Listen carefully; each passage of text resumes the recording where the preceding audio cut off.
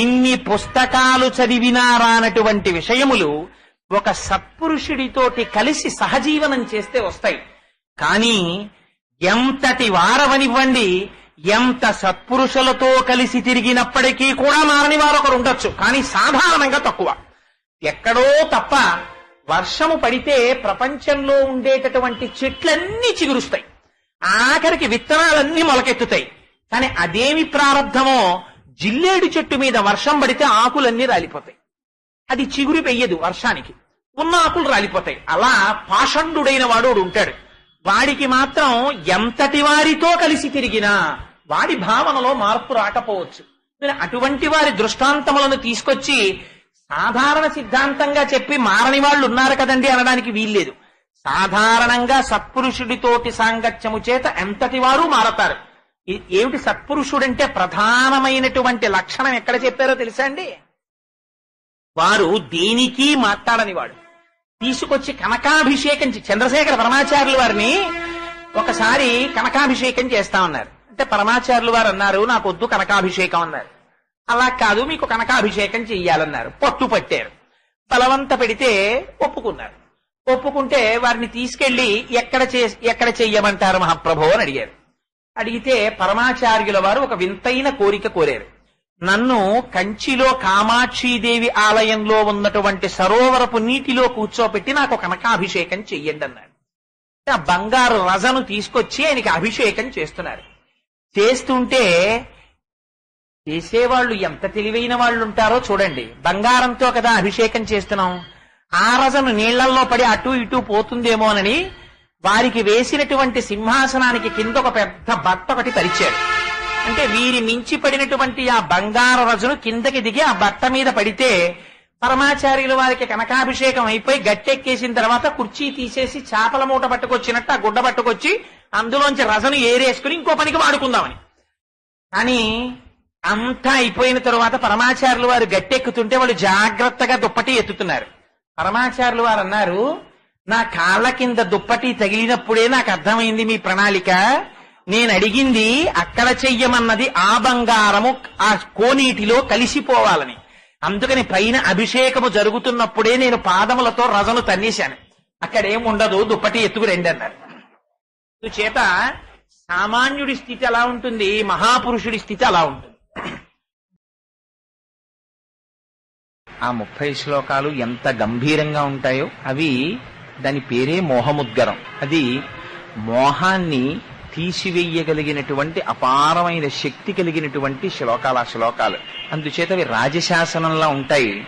ఆపదలో పడిపోయినటువంటి వాడిని బయటికి తీసుకొస్తున్నట్టుంటాయి తప్ప అదేదో నచ్చ చెప్తున్నట్టో బుజ్జగిస్తున్నట్టో ఉండేటటువంటివి కావు. అందుచేత శ్లోకములు ఉండడమే కొంచెం చాలా గాంభీర్యమైనటువంటి స్థితిలో ఉండి పతనాభిముఖుడై వెళ్లిపోతున్నటువంటి మనుష్యుణ్ణి ఉద్ధరించడం కోసమని జగదాచార్యులైనటువంటి శంకర భగవత్పాదులు ఏ విధమైనటువంటి రాజీ లేకుండా ఒక గురువు శిష్యుణ్ణి మందలించవలసినటువంటి అవసరం ఏర్పడినప్పుడు ఇంకా ఏ విధమైన రాజీ లేకుండా ఎలా మాట్లాడతారో అలా మాట్లాడినటువంటి శ్లోకాలు భజగోవింద శ్లోకాలు. దానికి మకుటము భజగోవిందము అని శంకరులు ఆనాడు ఆ వృద్ధ బ్రాహ్మణుడు డుక్రుంకరణి సూత్రములు చెప్తుండగా చూసి జగత్తు యందు తాదాత్మ్యత చెందినటువంటి ఒక జీవుణ్ణి వృద్ధ బ్రాహ్మణుడిలో దర్శించినటువంటి వారై జీవకోటిని ఉద్ధరించడం కోసమని భజ గోవిందం భజ గోవిందం గోవిందం భజ మూఢమతే అంటూ మొదలు పెట్టారు.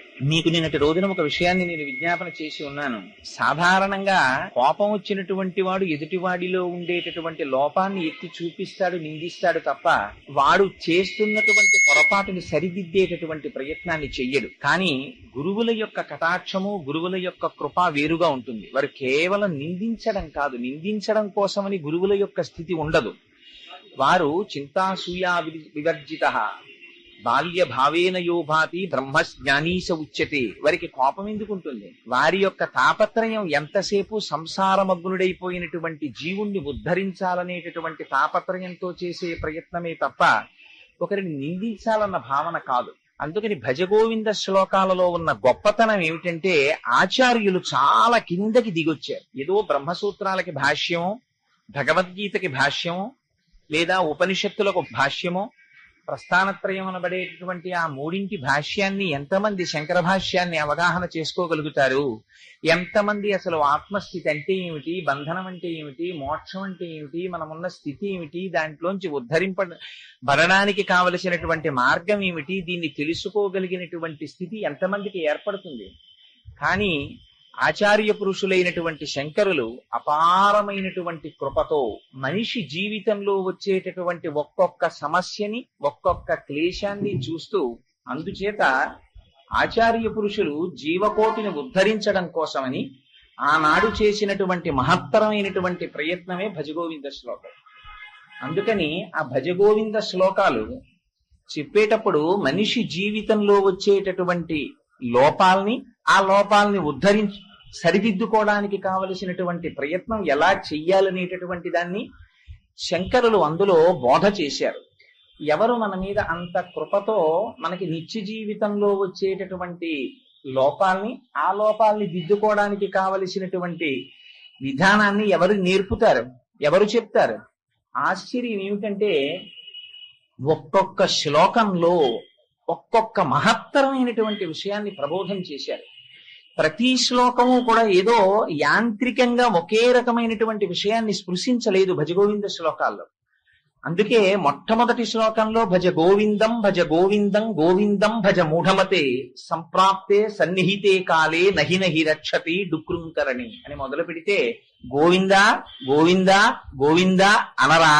అలా అనకపోతే, ఆ నామస్మరణ చెయ్యకపోతే జీవితం ఎలా పాడైపోతుందో, ఒక పక్క నుంచి వెంట తరుముతూ కాలస్వరూపాంతర్గతంగా మృత్యువు ఎలా వచ్చేస్తోందో దాన్ని మహానుభావుడు ఆవిష్కరించి చూపిస్తారు.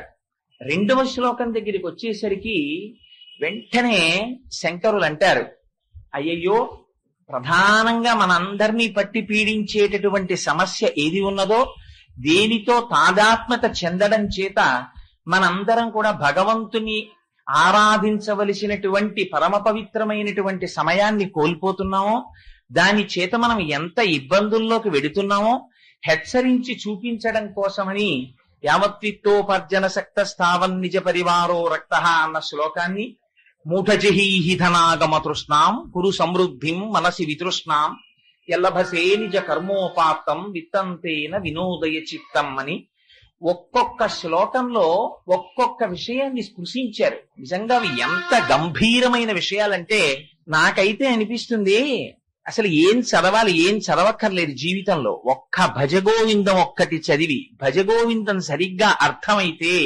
చాలు, మనిషి జీవితం గట్టెక్కిపోతుందనిపిస్తుంది. ప్రతి వాణ్ణి ఏ లోపాలు కట్టి పారేస్తున్నాయో ఆ లోపాలను ఎత్తి చూపుతారు శంకరులు. నారీస్తనభరణాభీదేశం దృష్ట్వామాగా మోహావేశం ఏతత్వాంస వసాది వికారం మనసి విచింత్య వారం వారం అంటారు శ్లోకంలో. అరేరే, నీకు యవ్వనం ఉన్నప్పుడేరా ఒంట్లో దారుఢ్యం ఉండేది. నువ్వు ఏమైనా చెయ్యగలిగితే నీ కర్మేంద్రియాలతో కావలసినటువంటి చోటుకి వెళ్లి భగవంతుణ్ణి ఆరాధించగలిగినటువంటి శక్తి నీకు ఉండేది కేవలం ఆ యవ్వనంలో. అటువంటి శక్తి కలిగినటువంటి సమయం అంతా దేనికోసం పాడు చేసేసుకుంటున్నావో తెలుసా? నారీస్తనభరణాభీదేశం దృష్ట్వామాగా మోహావేశం. ఎంత ఆశ్చర్యం! ఈ శరీరము ఏ సప్తధాతువుల చేత నిర్మింపబడిందో, చర్మము, మాంసము, రక్తము, కొవ్వు, అస్థి, శుక్ల, మేధ అనబడేటటువంటి 7 పదార్థముల చేత పురుష శరీరము ఎట్లా నిర్మింపబడిందో అలాగే స్త్రీ శరీరము కూడా 7 ధాతువుల చేతనే నిర్మింపబడింది. నిర్మింపబడినప్పటికీ ప్రతి ప్రాణికి ప్రత్యుత్పత్తి అనేటటువంటిది జరగాలి కనుక, ప్రాణికోటి యొక్క ఉత్పత్తి అలా నడవాలి కనుక ఒక గొప్ప స్థితిని భగవానుడు ఏర్పాటు చేసి ఉన్నాడు. అందుచేత ఉపాధులు స్త్రీ ఉపాధులు పురుష ఉపాధులు అని విడివడ్డాయి. అందులో పురుష ఉపాధి కన్నా స్త్రీ ఉపాధిలో కొద్ది తేడాలు వచ్చాయి. కేవలం 2 చోట్ల మాంసము కొవ్వు పైకి ఉబికై ఒక చోట లోపలికి వెళ్ళాయి. అంత మాత్రానికి నీ జీవితంలో బలం కలిగినటువంటి యవ్వన సమయాన్నంతటినీ వృధా చేసుకుంటున్నావురా. మనసి విచింతియ వారం వారం. ఒక్కసారి బాగా మనస్సులో ఆలోచించి చూడు. అంటే స్త్రీలను కించపరచాలని శంకర భగవత్పాదులు ఈ విషయం చెప్పలేదు. ఎందుచేతనంటే ఆకర్షణ కలిగినటువంటి వస్తువు కనుక పురుషుడు తన జీవితాన్ని గట్టెక్కించుకుని తాను చేయి పట్టుకున్నటువంటి స్త్రీని ధర్మపత్నిగా తనతో పాటు నడిపించి ఆవిడ జీవితాన్ని కూడా ఉద్ధరించవలసినటువంటి బాధ్యత ప్రధానంగా పురుషుడి మీద ఉన్నది కనుక ఆ పురుషుడు నడిచినటువంటి మార్గం చేత స్త్రీ జీవితంలో కూడా సుఖశాంతులు నిండుతాయి కనుక హెచ్చరికని పురుషుడి వైపు నుంచి చేశారు. చేసి అందుచేత కేవలం అటువంటి మోహానికి లొంగకు నాన్న అని బుజ్జగించి స్త్రీ సంబంధంగా ఏర్పడేటటువంటి యవ్వన ఉద్రేకాన్ని, తత్కారణంగా మనిషి ఎంత అధప్పతనానికి వెళ్లిపోతున్నాడో ఆ తాత్కాలికమైనటువంటి ఆకర్షణ నుంచి తనని తాను నియంత్రించుకోవడానికి మనస్సులో ఎలా ఆ శరీర సంబంధమైనటువంటి విషయాన్ని మనసి విచింతియ వారం వారం ఎలా లోపల తిప్పితే ప్రబలంగా లాగేటటువంటి ఆ స్త్రీ ఆకర్షణ లాగడం మానేస్తుందో, తనని తాను ఉద్ధరించుకోగలుగుతాడో ఆ శ్లోకంలో చెప్తారు. అంటే ఏదో ఒక్క శ్లోకాన్ని ఇవాళ నేను చెప్పాలి కదండి అని మరు శ్లోకాన్ని చెప్పేసి ఆపేయడం నాకు ఇష్టం లేక ఒక్కసారి అన్ని శ్లోకాలని స్పృశించే ప్రయత్నం చేస్తున్నాను. ఆ తరువాత శంకరులు అంటారు వేరొక శ్లోకంలో, కాతే కాంత కస్తే పుత్ర సంసారోయమతీవ విచిత్ర కస్యత్వం కక్కుతయాయాత తత్వం చింతియ తదీయ భ్రాత. కొన్ని శ్లోకాలు చెప్పిన తర్వాత శంకరాచార్యుల వారి యొక్క ఆవేశం కొంత తగ్గిన తర్వాత ఇంకా మూఢ అనరు. వచ్చి శిష్యుడు ఎదట నిలబడి చేతులు కట్టుకుని నిలబడేసరికే గురువు యొక్క అనుగ్రహం అలా ఉంటుంది. అంత తప్పు చేసినటువంటి శిష్యుడు, అంత తప్పు చేసినటువంటి వాడు శంకరులు మూఢ అని పిలిచేటప్పటికి కూడా అయ్యయ్యో నా వల్ల ఇంత పొరపాటు జరిగిపోయిందని అంత వృద్ధ బ్రాహ్మణుడు చేతులు కట్టుకు నిలబడిపోయేసరికి అయ్యో నేను ఉద్ధరించకపోతే ఎవరు ఉద్ధరిస్తారు వీళ్ళని, నేను ఆగ్రహిస్తే ఎలా అని అమ్మ పిల్లవాణ్ణి హత్తుకున్నట్టు మహానుభావుడు వెంటనే భ్రాత అంటారు. ఓ సోదరా ఆలోచించబోయ్, ఏమిటో ఈ సంసారం ఏమిటో, కాతేకాంత ఎక్కడి నుంచి వచ్చింది నీ భార్య, ఎప్పుడైనా ఒక్కసారి ఆలోచించు. అనేకమైన విషయాల గురించి ఆలోచిస్తూ ఉంటావు కదా, ఒక్క అరగంట సేపు నేను ఈ విషయం మీద ఇవాళ ఆలోచన చేస్తాను. పప్పు దొరకకపోతే ఆలోచిస్తావు, ఉప్పు దొరకకపోతే ఆలోచిస్తావు, పిల్లాన్ని ఏ కాలేజీలో జాయిన్ చెయ్యాలో రోజులు ఆలోచిస్తావు, 10 మందిని సంప్రదిస్తావు కదా. ఈ విషయం మీద నీ జీవితం మొత్తం మీద ఒక్క అరగంట సేపు ఆ సబ్జెక్టు తప్ప వేరొకటి లేకుండా ఆలోచించి చూడు. కాతేకాంత, పురుషుడికి స్త్రీ అయినా స్త్రీకి పురుషుడైనా ఎక్కడి నుంచి వచ్చింది భార్య ఒక్కసారి ఆలోచించు. నీకు తెలిసి నువ్వు 1000 పెళ్లి చూపులు చేసి 1001వ పెళ్లి చూపుల్లో ఎవరో ఒక కన్యని ఎంచుకుని 3 లేచావు. కానీ అంతకుముందు ఆవిడ ఎక్కడి నుంచి వచ్చింది? ఒక తల్లిదండ్రులకి కూతురు. అంతకుముందు ఆ తల్లి గర్భంలోంచి వచ్చింది. అంతకుముందు అప్పుడు కూడా ఉండాలి కదా, ఉంటే కదా అమ్మ కడుపులోకి వెళ్ళింది. అమ్మ కడుపులో ఎన్ని కష్టాలు పడింది, అమ్మ కడుపులోంచి బయటికి ఎలా వచ్చింది, వచ్చి పెద్దది ఎలా అయింది, నీకు భార్యగా ఎలా వచ్చింది, నీకు భార్యని చేసినదెవరు, ఎంత త్యాగం చేసి ధర్మపత్నిగా నీ చెయ్యి పట్టుకుంది, దేనికోసం నువ్వు ఆమెని పాణిగ్రహణం చేశావు. కానీ నువ్వు చేస్తున్న పని ఏమిటి? ధర్మపత్నిగా నేను స్వీకరిస్తున్నానని చెప్పి స్వీకరించినటువంటి వాడివి ధర్మమునందు ఉపకరణముగా ఆమెని వాడుకుంటున్నావా, లేక కామపత్నిగా వాడుకుని నువ్వు పతనం చేసుకుని ఆవిడ్ని కూడా పతనం చేస్తున్నావా? ఎక్కడి నుంచి వచ్చింది నీ భార్య భార్య భార్య అనబడేటటువంటి ఆ కాంత? కాతేకాంత కస్తే పుత్ర, నా కొడుకు నా కొడుకు, నా కూతురు నా కూతురని విర్రెక్కిపోతున్నావే. ఒక్కసారి ఆలోచించి చూడ, నా కొడుకని ఓ విశేషమైన మోహానికి గురైపోతున్నావు. ఆ కొడుకు ఎక్కడి నుంచి వచ్చాడు? ఆ కొడుకు అనబడేటటువంటి 7 ధాతువుల చేత నిర్మింపబడినటువంటి శరీరంలో ఒక్క ధాతువుని నువ్వు ఎప్పుడైనా తీసుకొచ్చి పెట్టావా? ఎప్పుడైనా నీ కొడుకు ఒంటి మీద ఉన్న చర్మం ఓ గజం చర్మం తెచ్చి నువ్వు ఎప్పుడైనా పెట్టావా? 4 ఎముకలు తెచ్చి వాడి శరీరంలో పెట్టావా? 2 ఊపిరితిత్తుల్లో ఓ ఊపిరితిత్తు నువ్వు పెట్టావా? గుండెకున్న 4 కన్నాల్లో ఓ కన్నం నువ్వు పెట్టావా?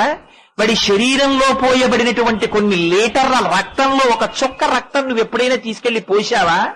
వాడి ఒంటికున్న 9 కన్నాలు, 2 కళ్ళు, 2 ముక్కులు, 2 చెవులు, ఆ తర్వాత నోరు 7, మలద్వారం 8, మూత్రద్వారము 9 కన్నములు కలిగినటువంటి నీ కొడుకు శరీరంలో ప్రాణ అపాన వ్యాన ఉదాన సమాన నాగ కూర్మ కృకర ధనంజయ దైవదత్తములనేటటువంటి 10 వాయువులు ఎవడి శాసనము చేత తిరుగాడుతున్నాయో, ఎవడి శాసనము చేత బయటికి వెళ్ళిపోకుండా నిలబడుతున్నాయో అటువంటి వాయువుని పోసిన వాడివి నువ్వా? బయటికి వెళ్లకుండా నియంత్రించిన వాడివి నువ్వా? తెల్లవారి లేస్తే వాడు తిన్న ఆహారం జీర్ణం చేస్తున్న వాడివి నువ్వా? లేకపోతే వాడి శరీరం సమానంగా పెరగడానికి హేతువైన వాడివి నువ్వా? పెంచిన వాడివి నువ్వా? వాడిలోని మేధస్సువి నువ్వా? ఏది నువ్వు? ఏది చూసి నా కొడుకని మోహంతో ప్రబలిపోతున్నావు? ఇందులో నీ యొక్క యాజమాన్యపు హక్కుని ప్రకటించుకోవడానికి నీకున్న అధికారం ఎంత? దీన్ని సృష్టి చేస్తున్నవాడెవరు? పెంచుతున్నవాడెవరు? నీకు ఈ భాగ్యం ఇచ్చిన వాడెవరు? ఎప్పుడైనా ఆలోచించావా? కస్తే పుత్ర సంసారోయమతీవ విచిత్ర. నా సంసారం అని చెప్పి ఆ సంసారం కోసం పట్టుకుని ఊరు వాడా తిరుగుతూ ఆ డబ్బట్టుకొచ్చానని, ఇది పట్టుకొచ్చానని, అది పట్టుకొచ్చానని సంసార మగ్గునుడవై బ్రతుకుతున్నావే. అంతకన్నా వేరొక వస్తువు ప్రపంచంలో లేదని అనుకుంటున్నావే. కానీ నీ సంసారమును నిలబెట్టిన వాడెవరు? ఎప్పుడైనా ఆలోచించావా? కస్తే పుత్ర సంసారోయమతీవ విచిత్ర. పోన్లేవయ్యా, ఇవన్నీ పక్కన పెట్టే. ఏమోనండి, వాళ్ళందరూ నాకు ఎలా తెలుసండి, మీరు వాళ్ళందరి గురించి నన్ను అడుగుతారేమిటి అంటావేమో. కస్యత్వం, నువ్వెవరు? ఒక్కసారి చెప్పు. ఏవి ప్రశ్నలండి? ఆ ఒక్క శ్లోకం చాలదండి జీవితాన్ని మార్చేయడానికి. ఎవరు నువ్వు అంటే ఏం చెప్తాం? కోటేశ్వరరావునండి అంటాం. ఈ నామకరణం చెయ్యక ముందు దీనికి కోటేశ్వరరావు అన్న పేరు ఎప్పుడో తల్లిదండ్రులు పెట్టారు ఒకనాడు. ఆ తల్లిదండ్రులు పేరు పెట్టక ముందు కూడా ఈ శరీరం ఉన్నదే. ఈ శరీరము దీని చేత ధరింపబడక ముందు కూడా ఇది ఉన్నదే. ధరింపబడిన శరీరము పడిపోయిన తర్వాత కూడా ఇది ఉంటుందే. ఆ వస్తువేది? అది ఎక్కడి నుంచి వచ్చింది? అది ఎప్పుడు ప్రవేశించింది? లోపల ఎలా ఉంది? ఎంత ఏడ్చింది? ఎలా బయటికొచ్చింది? ఎప్పుడైనా ఆలోచించావా? ఒక్కసారి వెనక్కెడితే నీకెంతవరకు జ్ఞాపకం? మహా ఉంటే నీ జ్ఞాపకం నువ్వు ఎల్కేజీ చదువుకుంటూ పలకలో ఆలు దిద్దుకోవడం వరకు నీకు జ్ఞాపకం ఉందేమో. కానీ ఆ వెనక నువ్వు పడ్డ కష్టాలు నీకేమైనా జ్ఞాపకం ఉన్నాయా? మలమూత్రంబులతో, మహాభయముతో, మాతృస్థనాపేక్షతో, చలమూర్ఖత్వముతో, సదాభ్రమతతో, చాంచల్య చిత్తంబుతో, బరువైనట్టి కప జ్వర గ్రహ మహాబాల్యామయ శ్రేణితో కలనైనంచమ చింతలేక చెడితిన్ కామ్యార్థినై శంకర. ఏ విధమైనటువంటి బాధ లేకుండా, ఏమీ తెలియకుండా, ఒక్కనాడు భగవంతుడి గురించి ఆలోచించకుండా తను విసర్జించుకున్నటువంటి మలమూత్రములలో తాను ఈగపడినట్టుగా పడి కొట్టుకున్నావే ఆ రోజున నిన్ను రక్షించిన వాడెవర్రా? నీకు ఆకలేస్తే నీ చేత ఏడిపింప చేసిన వాడెవడ్రా? రవం చేయించిన వాడెవడ్రా? ఎప్పుడైనా ఆలోచించావా? కస్యత్వం కుతయాయాత. నువ్వు ఎక్కడి నుంచి వచ్చావు? నేను ఉపన్యాసానికి వచ్చానండి అంటావు. అసలు ఇక్కడికి ఎలా వచ్చావు ఈ లోకంలోకి? ఎప్పుడైనా ఆలోచించి ఒక్కసారి వెనక్కెళ్ళి నేను ఫలానా చోటు నుంచి ఇక్కడికి వచ్చాను అన్న మొట్టమొదటి నీ స్థానం ఏదో ఒక్కసారి ఆలోచించి నువ్వు చెప్పు. నీకు తెలియదే? మిగిలిన విషయాలన్నీ కనుక్కుంటున్నావే. ఇది ఎప్పుడైనా ఎవరినైనా పెద్దలను అడిగావా? అయ్యా, నేను ఎక్కడి నుంచి వచ్చానండి, అసలు నేను ఎక్కడికి వెళ్ళిపోతానండి, మళ్ళీ ఎన్నాళ్ళు ఉంటాను ఈ భూమి మీద? ఎక్కడి నుంచి వచ్చావో నీకు తెలియదు, ఎన్నాళ్ళు ఉంటావో తెలియదు, ఎప్పుడు వెళ్ళిపోతావో తెలియదు. ఏమీ తెలియని వాడికి ఇంత ఆడంబరమా? ఇంత ఎగిరిగిరి పడ్డమా? నాకన్నీ తెలుసని గుండెలు బాదుకోవడమా? ఎంత అమాయకత్వం రనిది. కుతయాయాత తత్వంచింతయతదియభ్రాత. ఒక్కసారి ఆలోచించవోయ్ సోదరా. నళినీజలగత జలమతి తరళం తత్వజీవితమతి చయచపలం విద్ధిర్వ్యాధ్యభిమానగ్రస్తం లోకం శోకచ హంత సమస్తం. అరేరే, నీ జీవితం ఎంతసేపు ఉంటుందో నీకు తెలియదా? తామరాకు మీద నీటి బొట్టు ఎంత చంచలంగా ఉంటుందో, ఎంత తాత్కాలికంగా ఉంటుందో, ఎంత క్షణంలో జారిపోతుందో, అంత బుద్ధుదప్రాయమైనటువంటి జీవితాన్ని నువ్వు పొంది ఉన్నావా? ఈ జీవితంలో నువ్వు దేన్ని తెలుసుకోవాలో దాన్ని తెలుసుకోవడం మానేసి కేవలం శోకముతోటి, దుఃఖముతోటి, రోగములతోటి, తనవారితోటి ఏడుస్తూ కూర్చుని జీవితాన్ని గడిపేస్తున్నావా? నా దృష్టిలో ఈ లోకమంతా ఎప్పుడో చచ్చిపోయింది అసలు శోకంతో అన్నారు శంకరాచార్యులు వారు. ఎంతంత బాధతో వచ్చాయో చూడండి ఆ శ్లోకాలు. లోకం శోకచ హంత సమస్తం. తను ఆనంద స్వరూపుడు, తనకసలు శోకం అన్నది లేదు. దేని శోకాన్ని తెచ్చి పెట్టుకుని తను ఎప్పుడూ ఏడుస్తూ, ఏడుపే తన స్వరూపంగా బతుకుతున్నాడు. ఏడుపుగా ఉంటున్నాడు, ఏడుపుగా వెళ్ళిపోతున్నాడు, ఏడిపించి వస్తున్నాడు, ఏడిపించిపోతున్నాడు. ఎంత చిత్రం రా! ఈ లోకం అంతా ఏడుపే. ఏడుపు తప్ప నవ్వు నాకు కనపట్టలేదు. నవ్వినవాడు, ఆనందంగా ఉన్నవాడు, సుఖంగా ఉన్నవాడు, ఇది నా స్వరూపం అన్నవాడు నాకు కనపట్టలేదు. ఈ లోకం అంతా హంతమైపోయింది, చచ్చిపోయింది ఎప్పుడో శోకం చేతన్నారు. ఆచార్య పురుషులకి, జగద్గురువులకి ఎంత పరివేదన కలిగిందో చూడండి. ఏమిటో నీ వెంట వీళ్ళందరూ తిరుగుతున్నారు, నాకింత సర్కిల్ ఉందంటావు. దిక్కుమాలిన మాట, ఇంతకన్నా దరిద్రమైన మాట ప్రపంచంలో లేదురా. నీ గొప్పతనం, నీ ఈగో ఈగో అంటుంటారు. నా అంత వాణ్ణి నేనని చెప్పుకోవడానికి వాడు చెప్పుకునే మొట్టమొదటి మాట ఏమిటో తెలుసా అండి? 3 చేత చెప్పుకుంటూ ఉంటాడు. ఏంటి? నాకింత డబ్బు ఉంది, నాకింత పరివారం ఉంది, నాకింత మంది తెలుసండి. ఎంతమంది వస్తూ ఉంటారనుకుంటారు మా ఇంటికి?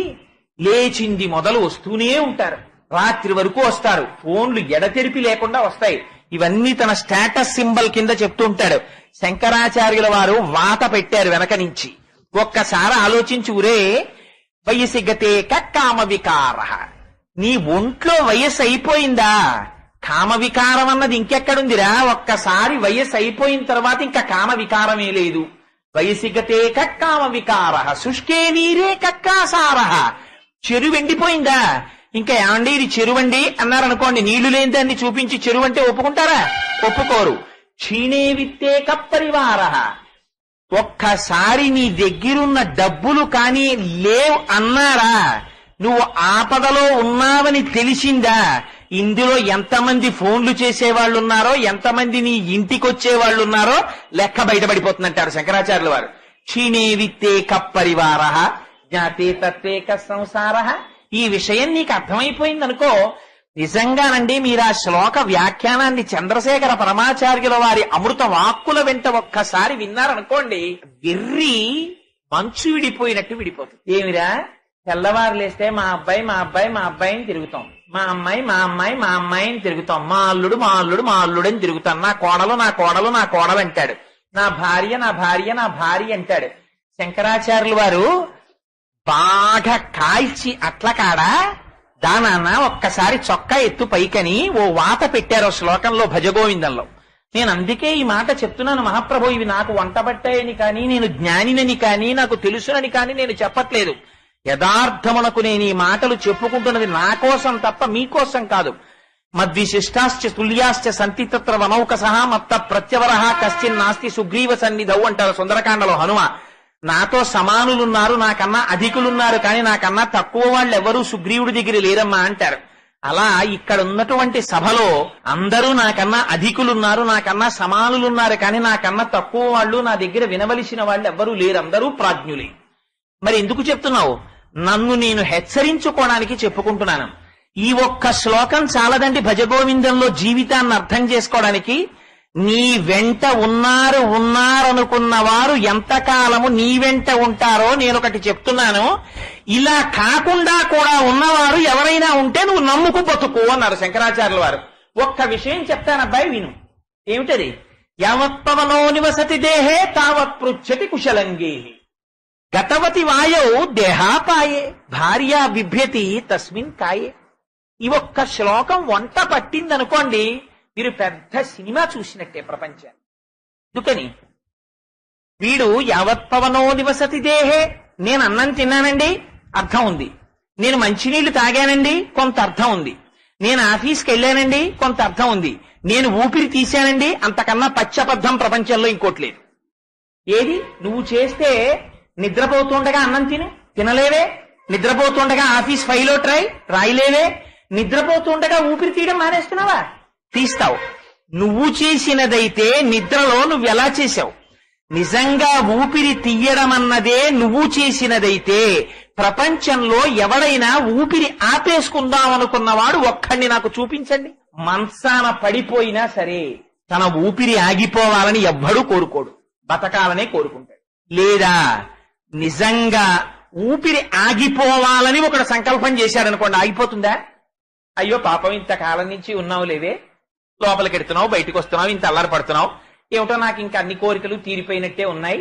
కృతకమైన మాట, సాధారణంగా ఇది వింటుంటాం అక్కడక్కడ. ఏముందండి, నాకు అన్ని కోరికలు తీరిపోయి, నాకు అన్ని బాధ్యతలు తీరిపోయాయి, నాకే బాధ లేదు, ఇలా వెళ్ళిపోతే చాలు, ఇంకా నేనేం చెయ్యాలి అంటాడు.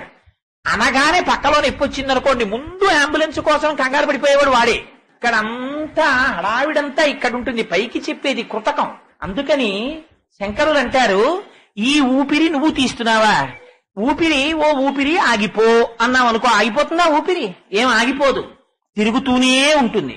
ఎప్పుడు ఆగిపోతుంది? నువ్వు ఆపితే ఆగదు, నువ్వు తీయమంటే తీయదు. దానికి లెక్కలు పెట్టుకునేవాడు ఉన్నాడు. చిత్రంగా లోపల కూర్చుంటాడు, గుప్తంగా లెక్కలు కడుతూ ఉంటాడు. వాడికి తెలుసు ఎన్ని ఊపిరులు వీడు తీయాలో. వాడు లోపల కూర్చుని లెక్కలు వేసుకుంటూ ఉంటాడు.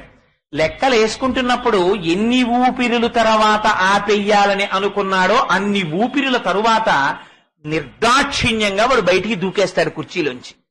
దూకేశాడా అర్థంతరంగా సభ ఆగిపోయినట్టే. ఆ ఊపిరి ఆగిపోయిందా? ఇప్పటి వరకు మా నాన్నగారు అన్నవాళ్ళు, మా మామయ్య గారు అన్నవాళ్ళు, మా ఆయన అన్నవాళ్ళు, మా అన్నయ్య గారు అన్నవాళ్ళు, మా గురువు గారు అన్నవాళ్ళు, వీళ్ళందరూ కలిసి తలో చెయ్యి వేసి లోపల ఉంటే ఏదో ఉపద్రవం వస్తుందని చక్కగా పట్టుకెళ్లి బయట పడుకోబెట్టేస్తారు.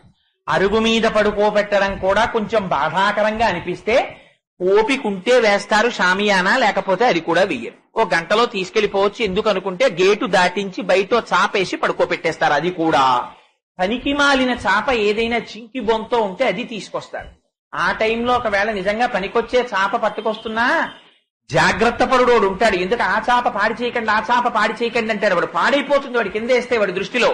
అందుకని పనికిరానిదోటి ఉంటుంది, ఇంకా పారయచ్చా వస్తువును, ఆ వస్తువుని వేసి పడుకోపెడతాడు. నీ బతుకది ఊపిరైపోతే. ఇది శంకరాచార్యుల వారి హెచ్చరిక. ఒక్కసారి పడుకోపెట్టిన తర్వాత మబ్బేసి విశేషమైన వర్షం కురుస్తుంటే అమ్మ చితి వెలగదమ్మా, ఇంకా ఈ శవాన్ని కాల్చడం కష్టం తల్లి, మీ వారిని ఇవాళ రాత్రి కూడా ఇప్పటికి 75 సంవత్సరాల నుంచి ప్రతిరోజు రాత్రి కౌగలించుకు పడుకుంటున్నావు కదా అమ్మా అంటే, స్త్రీలనే అన్నానని అనుకోకండి, స్త్రీలకి పురుషుడైనా పురుషుడికి స్త్రీ అయినా అంతే. భజగోవిందం దగ్గరికి వచ్చేటప్పటికి రాజీపడి మాట్లాడడం కుదిరే విషయం కాదు, ఉన్నదున్నట్టు మాట్లాడవలసింది, అది మోహముద్గరం. అందుకని అది రాజశాసనంలాగే ఉంటుంది. అమ్మా ఇవాళ ఒక్క రాత్రి కొంచెం మీ ఆయన అదే బెడ్ మీద బెడ్రూమ్ లో ఇద్దరు పడుకోండమ్మా, రేపు పొద్దున్న తీసుకెళ్లిపోతాం వచ్చి అన్నారు అనుకోండి. ఆవిడ ఏమంటుంది? ఓరి నీ మొహం ఇట్సా, మా ఆయన ఏమిట్రా ఎప్పుడో పోయాడు, ఉన్నదేమిటి తస్మిన్ కాయే, అది మా ఆయన శరీరం అంతే. కొడుకైనా అదే అంటాడు. మా నాన్నగారు పోయారండి అంటాడు. ఎవడైనా వచ్చి మాటలకి దిగాడు అనుకోండి, ఏట్రా మీ నాన్నగారు పోయారంటే, ఇదిగో ఇక్కడ ఉన్నారు కదా, పడుకున్నారు కదా చాప్ మీద, మీ నాన్నగారిని ఇంతకన్నా కొత్తగా నువ్వు ఏమైనా చూశావా? ఇది కాకుండా ఏదైనా చూశావా మీ నాన్నగారిని? అబ్బో నేను మీతో వాదించలేను కానండి, మా నాన్నగారి యొక్క శరీరం ఇది, మా నాన్నగారు కాదు, మా నాన్నగారు అని నేను పిలిచినవాడు, నేను నాన్నగారు అంటే పలికినవాడు, వాడు వెళ్ళిపోయాడు. నువ్వు చూశావా వెళ్ళడం? అబ్బా నేను చెప్పలేనండి, ఆయన వెళ్ళిపోయాడు కాబట్టి ఇదిగో ఇది ఇలా పడిపోయింది. ఇంకందులో శివము లేదు, అది శవము. అందుకని దాన్ని ఉంచడం కుదరదు. ఏ కొడుకు కాలు పొరపాటున తండ్రికి తగిలితే కళ్ళకద్దుకుని నమస్కారం చేశాడో ఆ కుమారుడు నిర్దాక్షిణ్యంగా బకెట్టుతో నీళ్లు తీసుకొచ్చి 95 ఏళ్ళు వచ్చేయనివ్వండి, తండ్రి గడగడ వణికిపోతుండనివ్వండి, ఓ స్టూలు మీద కూర్చోబెట్టి మెల్లిగా గోరువెచ్చటి నీళ్లు నాన్నగారికి పోసి ఓ సబ్బుతో ఒళ్ళు రుద్ది మెత్తటి తువ్వాలతో తుడిచి ఓ పంచ మెల్లిగా కట్టి పడుకోబెడతాడు మంచంలో. ఆ ఊపిరి ఓసారి వెళ్ళిపోయింది అనుకోండి, పడుకోపెట్టి బిందితో తెచ్చి ఇక్కడి నుంచి కాళ్ళ నుంచి తల వరకు పోసేస్తారు. పోసేసి ఏం తుడుస్తారా? ఏం తుడవరదాన్ని, పచ్చి యథార్థాలే చెప్పారు శంకరాచార్యులు వారు. అక్కడి నుంచి తీసుకెళ్లి కట్టెల మీద బారేసి గడ్డిలో బారేసి మార తెచ్చి కట్టి పట్టుకుపోతున్నారు.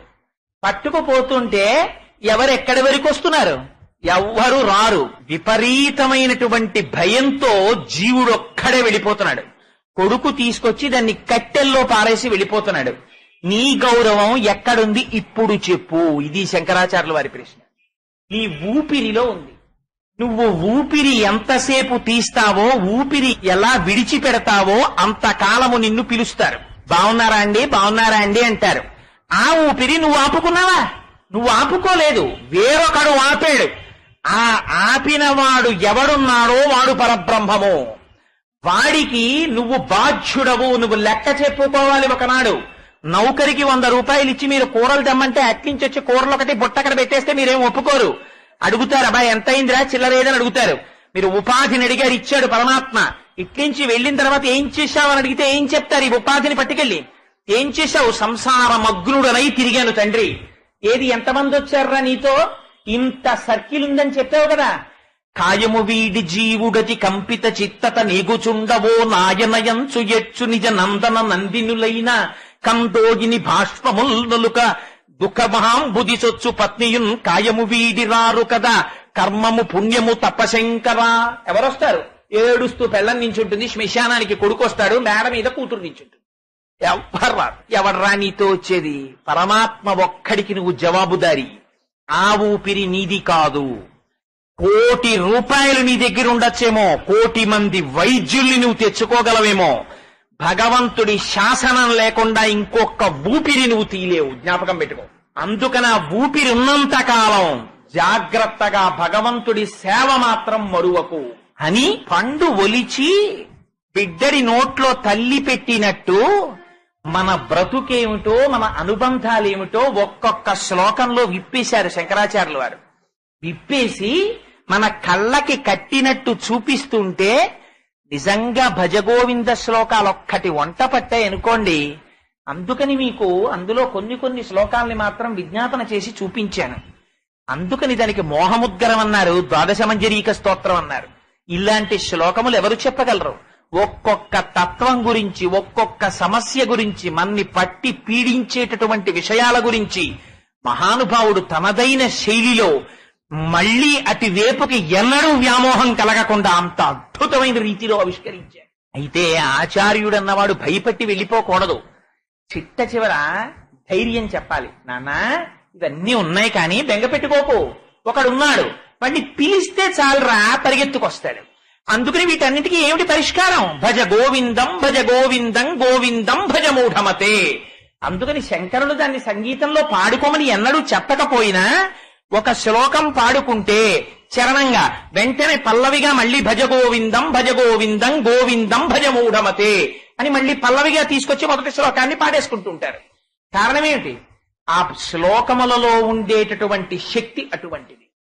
ఎందుచేత నేను ఇవాళ ఈ శ్లోకములన్నింటి గురించి ఒక్కసారి విహంగ వీక్షణం కింద స్పృశించానంటే కేవలం 3 రోజుల ప్రసంగంగా మాత్రమే చేస్తున్నాం కనుక, ఏదో తరువాతి శ్లోకం ఒక శ్లోకాన్ని నేను చెప్తున్నానండి అని ఆ శ్లోకం చెప్పేసి వెళ్ళిపోతే దానికి ఒక సమగ్రత ఏర్పడదు. కనుక పెద్దలు చేసినటువంటి అంత అద్భుతమైనటువంటి స్తోత్రాన్ని, అటువంటి శ్లోకాల్ని ఒక సమగ్రత లేని స్థితిలో విడిచిపెట్టడం మంచిది కాదు. కనుక ఆ భజగోవింద శ్లోకముల యొక్క స్థితిని ఒక్కసారి ఆవిష్కరించే ప్రయత్నం చేశాను. గురువులు చెప్పినటువంటి శ్లోకాలకి పొంగిపోయారు. వెనకాతల వస్తున్న 14 మంది శిష్యులు మళ్ళీ ఒక్కొక్క శిష్యుడు ఒక్కొక్క శ్లోకాన్ని చెప్పారు.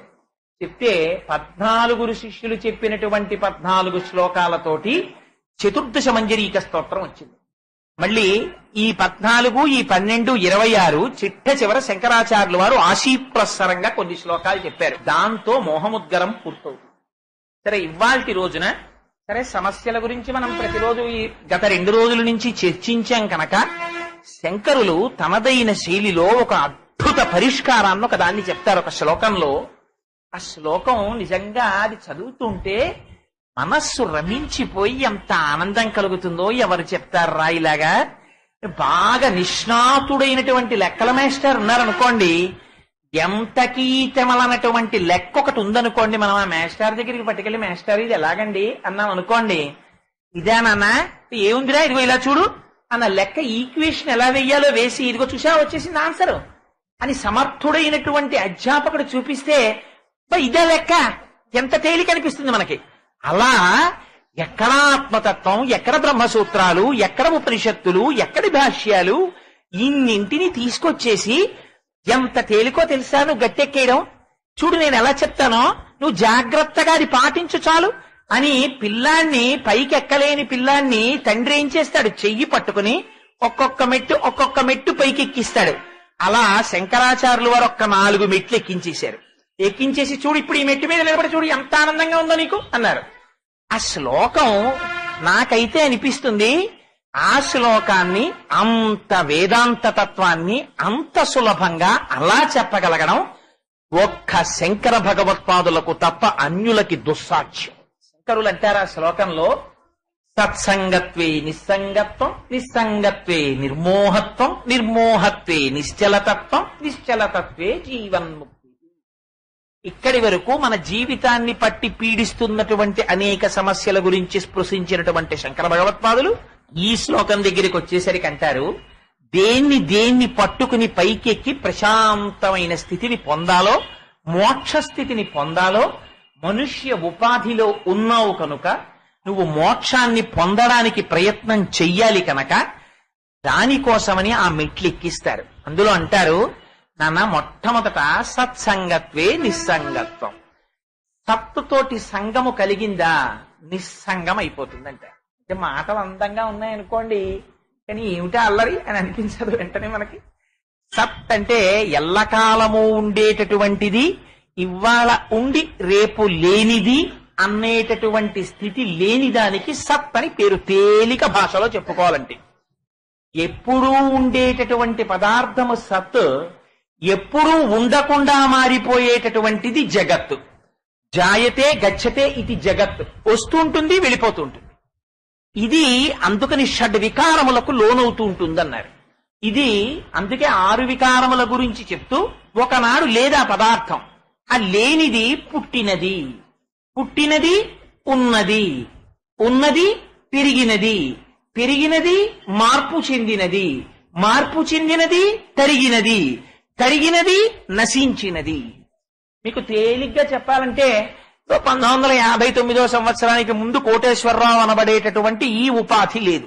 1959 సంవత్సరంలో ఆ తల్లిదండ్రుల అనుగ్రహం, పరమేశ్వరానుగ్రహంగా ఒకనాడు ఈ శరీరం పుట్టింది. అంతకు ముందు లేదుగా. లేని శరీరము పుట్టినది. అసలు ఈ పుట్టినది ఉండాలిగా, ఉన్నది. ఉన్నది అలాగే ఉండిపోయినా ఇంత పసిపిల్లల్లాగా పాలు తాగాను, పళ్ళు తిన్నాను, అన్నం తిన్నాను, బ్రహ్మాండంగా శరీరాన్ని పెంచాను. ప్రపంచంలో కనపడినవన్నీ తినేసి అన్నవికారం కింద పెంచాను శరీరాన్ని. అందుచేత పుట్టినది, ఉన్నది, పెరిగినది, మార్పు చెందినది. ఇలా ఉన్నది ఇలా ఉండదు. జుట్టు తెల్లబడిపోవడం మొదలు పెడుతుంది, చేతులు వణకడం మొదలవుతాయి. అంతకుముందు కంటికి జోడు లేకుండా చూసిన వాడిని ఇప్పుడు కంటికి జోడు పెట్టుకుంటే కాని చదవలేని స్థితిని పొందుతాను. మార్పు చెందినది, మార్పు చెందినది తరిగినది. ఏమిటండి, 20 ఏళ్ల క్రితం కోటేశ్వరరావు గారిని చూస్తే తెత్తునుండేవాడు. ఇప్పుడు కోటేశ్వరరావు గారి చంటి పిల్లాళ్లాగా సన్నగా ఎలా అయిపోయారో తెలుసా? అంటే ఏమైంది? వృద్ధాప్యం వచ్చేటప్పటికి జర్జరీభూతమై శరీరము మళ్ళీ క్షీణించిపోతుంది. అలా తరిగిపోయినది, నశించిపోయినది. ఒకనాడు ఏమవుతుంది? శరీరం ఉండదు. ఇందులో ఉండేటటువంటి పరమాత్మ ఎప్పుడు వెళ్ళిపోతారో అప్పుడు ఈ శరీరం వెళ్ళిపోతుంది. అందుకని ఏమైపోయింది? నశించిపోయినది. కానీ ఇలా వచ్చినటువంటి ఉపాధులన్నీ వెళ్ళిపోతాయి. కానీ వెళ్లకుండా ఉండేటటువంటి ఒకటి ఆధారముగా ఉండకపోతే ఈ వెళ్లిపోయేవన్నీ ఉండడానికి అసలు అవకాశం లేదు. తెర కూడా కదులుతోందనుకోండి, సినిమా మీరెలా చూస్తారు? తెర కదలకపోతే కదలని తెర మీద కదిలే బొమ్మలు ఆడతాయి. ఇరుసు కదలకపోతే కదలని ఇరుసుని ఆధారం చేసుకుని చక్రములు కదిలి రథము నడుస్తుంది. అందుచేత ఎప్పుడు కదలని దాన్ని, మార్పు చెందని దాన్ని ఆధారం చేసుకుని మార్పు చెందుతున్నది వెడుతూ ఉంటుంది. అందుచేత మార్పు చెందనిది ఏది ఉన్నదో అది పరమాత్మ. అది ఎక్కడ ఉన్నది? అది ఇక్కడా ఉన్నది. అది ఎప్పుడూ ఉన్నది. ఆ ఉన్నది వదిలిపెట్టావు. లేనిది, ఉండనిది, కృతకమైనది, మాయాస్వరూపమైనది, కేవలము భ్రాంతి పాత్రమైనది, దాన్ని సత్యమని పట్టుకుంటున్నావు. ఇప్పుడు నువ్వు ఇది తెలుసుకుని ఏది ఉంటోందో, ఏది ఎన్నడూ వెళ్ళిపోదో దాన్ని పట్టుకో. ఎప్పుడు వెళ్ళిపోయేది ఏది ఉందో దాన్ని వదిలిపెట్టడం నేర్చుకో. అంతే. తేలిక భాష. పరమాచార్యులు వారు అందమైన మాట చెప్పారు. మనం ఏమంటాం? ఇది ఉండాలి, ఇది ఉండాలి, ఇది ఉండాలి అని కోరుకుంటూ ఉంటాం. ఇది ఉండాలి, ఇది ఉండాలని అనకో. లోపలున్నదోటి ఉంది, అది నువ్వు వెళ్ళిపోయేటప్పుడు నువ్వే నేను, నువ్వే నేను, నువ్వే నేను. చొక్కా వదిలేస్తే లాల్చీ వేసుకుంటాను, లాల్చీ వదిలేస్తే ఉత్తరీయం వేసుకుంటాను. అంతేగాని అయ్యో చొక్కా నిన్ను విడిచిపెట్టేశానే, నా జీవితం పోయిందే అని బెంగెట్టుకుంటానా? బెంగేం పెట్టుకోను. వదిలేయడం అనేటటువంటిది అసలు మనిషికి మొట్టమొదటి నుంచి వచ్చిన విద్య. వాడు కలుస్తూ ఉంటాడు, వదులుతూ ఉంటాడు. వాడికి అదో పెద్ద విద్య. సంసార సంచారులు ఒత్తురు కూడి విత్తురు సదా సంగంబులేదొక్కచో సూరుల్ పోయిడి త్రోవ పోయను భవత్సూ నుండు తల్లి మహాశురుండాతడు తద్వియోగమునకు దుఃఖింప నీకేటికిందంటారు పోతన గారు. అందుచేత ఆ మార్పు రావాలి. ఆ మార్పు రావాలంటే సత్తుతోడి సంగము కేవలము మన ప్రమేయము చేత రాదు. అది ఎక్కడి నుంచి వస్తుంది? సత్పురుష సాంగత్యంలోంచి వస్తుంది. సత్పురుషుడంటే ఎవరు? సర్వకాలముల యందు భగవంతుణ్ణి స్మరిస్తూ సత్తుని తెలుసుకుని తాను కూడా సత్తుగా మారడానికి ప్రయత్నము చేసి ఆ భావనని పొందినవాడు, లేదా కనీసంలో కనీసం అంతటి మహాపురుషులు ఇవాళ ఎక్కడ దొరుకుతారండి అని మనం అనుకుని బెంగ పెట్టేసుకుని వెనక్కి పడిపోయి అలాంటి వాడు దొరకడు కాబట్టి ఇప్పుడు ఎలా ఉన్నామో అలాగే ఉండిపోతాం, గొడవ వదిలిపోతుందని బెంగ పెట్టేసుకోకుండా కనీసం భగవన్మార్గములో నడిచేటటువంటి వాడు అయితే, ఇక్కడ రామకృష్ణ పరమహంస ఒక హెచ్చరిక చేస్తారు. భగవన్మార్గములో నడిచినట్టుగా కనపడిన వాడెల్లడూ భగవన్మార్గమునందు నడిచిన వాడు కాడు. దంభం అని ఒకటి ఉంటుంది, కుమాలన దంభం. అది కొంగ దంభమునకు ప్రసిద్ధి. తెల్లగా ఉంటుంది, ఒంటికాలి మీద ఉంటుంది, నీళ్లలో కూర్చుంటుంది. చెంచువు దీటి పక్షముల జల్లున విచ్చి కుప్పించిన బంబుపైకెగసి రోషణ భీషణ భక్తుడై విజృంభించి గరుత్సమీరమున భిన్నములై తరులోలి కూలగా మించి బకాసురుండుడిసిపట్టెను సహిష్ఠుని చిన్ని కృష్ణుని అంటారు పోతర గారు. ఆ కొంగ జపం చేసుకుంటున్న దానిలా ఉంటుంది, కానీ దాని దృష్టి ఎప్పుడు చేపల్ని మింగడం మీద ఉంటుంది. రాబందు ఆకాశంలో ఎత్తుగా ఎగురుతుంటుంది, దృష్టి కుళ్ళిన శవాల మీద ఉంటుంది. కానీ భూమిని అంటిపెట్టుకున్నట్టుగానే ఉండొచ్చు, ఒకటి బురదలో ఉంటుంది. కానీ తామర పువ్వు ఎప్పుడు సూర్యుణ్ణి మాత్రమే చూసి సూర్యుడి సంబంధంతో వికసిస్తుంది, ముకుళించుకుంటుంది. అందుచేత మహాపురుషుడన్నవాడు ఆడంబరమును బట్టి వేషభాషణలను బట్టి కనిపెట్టలేడు. భగవాన్ రమణులు అద్భుతమైన మాట ఒకటి చెప్తారు. గురువు ఎక్కడ దొరుకుతాడో తెలుసా అని అడిగారు. గురువు ఎక్కడ దొరుకుతాడు? గురువు కూడా సమస్త ప్రపంచములో ఒకడిగా కలిసి ఉంటాడు. నేను గురువుని, నేను గురువుని అని గురువు ప్రకటించుకొనడు. గురువుని ఎలా గుర్తుపట్టాలి అంటే, మంత్రరాజమిదం దేవి గురురిత్యక్షరద్వయం శృతి వేద పురాణానాం సారమేవన సంశయ. ఆ గురువు మంత్రమై నిలబడిపోతాడు. ఆయన ఆచార్యో వేద సంపన్న విష్ణుభక్తో విమత్సర మంత్రజ్ఞో మంత్రభక్త సదా మంత్రాశ్రయస్సుతి గురుభక్తి సమాయుక్త పురాణజ్ఞో విశేషత ఏవం లక్షణ సంపన్న గురురిత్యభిధీయతే. ఆ గురువు ఎన్నడూ వైభవాన్ని, లేకపోతే కీర్తి కండూతితోటి, లేకపోతే ఏదో ద్రవ్యార్జన కోసమని తిరిగినటువంటి గురువు కాడు. రమణులు అంటారు, గురువు ఎక్కడుంటాడు? సాలగ్రామం ఎక్కడుంటుంది? రాళ్లలోనే సాలగ్రామం ఉంటుంది. సాలగ్రామం కావలసినటువంటి వాడు తులసి కోటలో వెతికితే దొరకదు. సాలగ్రామం ఎక్కడ వెతకాలి? రాళ్లలోనే వెతకాలి. వెతికి రాళ్లనన్నింటినీ తోసేసి సాలగ్రామాన్ని తెచ్చుకోవాలి. మిగిలిన రాళ్లు రోడ్డు పక్కన ఉంటాయి. సాలగ్రామం పూజలు అందుకుంటుంది. సమస్త మనుష్య కోటిలోనే గురువు కూడా కలిసిపోయి ఉంటాడు. గురువు అని గుర్తుపట్టడానికి వేరైన రీతిలో ఏం ఉండడు, అందరిలో కలిసి ఉంటాడు. భాగవతం దశమస్కందంలో పోతన గారు అద్భుతంగా చూపిస్తారు. పదముల సంఖ్యల నిడుకొని మదితల చుచు సూరసుతుడు ముందరివోలెన్ గురురు కల రీతి దేహము కదిలించుచు నురకుండే గురువరతంబున్నన్నారు. ఏమండి, ఆనాడు కృష్ణ భగవానుడు జన్మించినప్పుడు తలుపులు తెరుచుకున్నాయి, సంఖ్యళ్లు తెగిపోయాయి, తాళాలు ఊడిపోయాయి. ఆశౌరికి తెరవసకెను ప్రకాశోత్తత తుంగ భంగ ధరా సాకాశయగు యమున మును సీతేశునకు పయోధి త్రోవ ఇచ్చిన భంగిన్.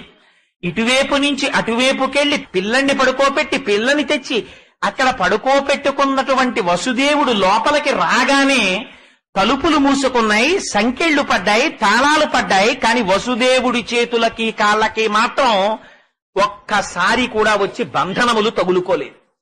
అవి వసుదేవుడే వేసుకున్నట్ట. వేసుకుని ఇంతకుముందు కూడా బంధనములు వేసినప్పుడు కంసుడు ఎలా ఉన్నాడో అలా ఉన్నట్ట. కాని ఇప్పుడు తను తగిలించుకున్నవి, కంసుడు తగిలించినవి కావు. గురువు కూడా సంసారమునందే ఉన్నట్టుంటాడు, కాని గురువు సంసారమునందు ఉండడు. పడవలోకి నీళ్లు మనకొచ్చాయి, నీటిలో పడవ ఆయనగా ఉంటాడు. అందుకని సాలగ్రామము రాళ్లలో ఉన్నట్టు సంసారమునందున్నట్టుగా కనపడుతుంటాడు. కనపడుతూ లోపల చేస్తూ ఉంటాడు చెయ్యవలసినదంతా. జపో జల్పశిల్పం సకలమపి ముద్రా విరచన గతి ప్రాదక్షిణ్యాక్రమణమశనాబ్జాహుతి విధి అని ఆ గురువు యొక్క స్థితి ఎలా ఉంటుందో, అతను ఎంత ఉపాసన బలంతో ఉంటాడో శంకరాచార్యుల వారు సౌందర్యలహరిలో చూపిస్తారు. అందుచేత అదిగో అటువంటి గురువు, అటువంటి సత్పురుషుని యొక్క సంగము కలిగిందా, ఆయన ఏం చేస్తాడు? అటువంటి సత్పురుషుడు వేరొక విషయం గురించి మాట్లాడటం. ఆయనకి ఏం కావాలి? ఆయనకి ఊపిరి తీస్తే భగవానుడు, ఊపిరి విడిచిపెడితే భగవానుడు. అందుకే కృష్ణుడు వెన్న మాత్రమే దొంగిలిస్తాడు. వెన్నంటే ఏమిటి? నీళ్లలో వేస్తే తేలుతుంది, అగ్నిహోత్రాన్ని చూస్తే కరుగుతుంది. సంసారమునందు ఉంటే వంట పట్టక పైకి తేలిపోయి ఉంటాడు. భగవంతుని నుంచి ఎడబాటు కలిగినట్టుగా అనిపించిందా స్వరూప నాశనం అయిపోతుంది. అసలు ఈ దేహంతో కూడా నిలబడలేడు, అంత ఆర్తి చెంది ఉంటాడు. అదిగో అటువంటి స్వరూపమును పొందినవాడు ఎవరున్నాడో అటువంటి సత్పురుషుని యొక్క మాట ఒక్కసారి చెవిన పడిందా, రమణులు అంటారు గురువు మాట సింహనాదము అంటారు.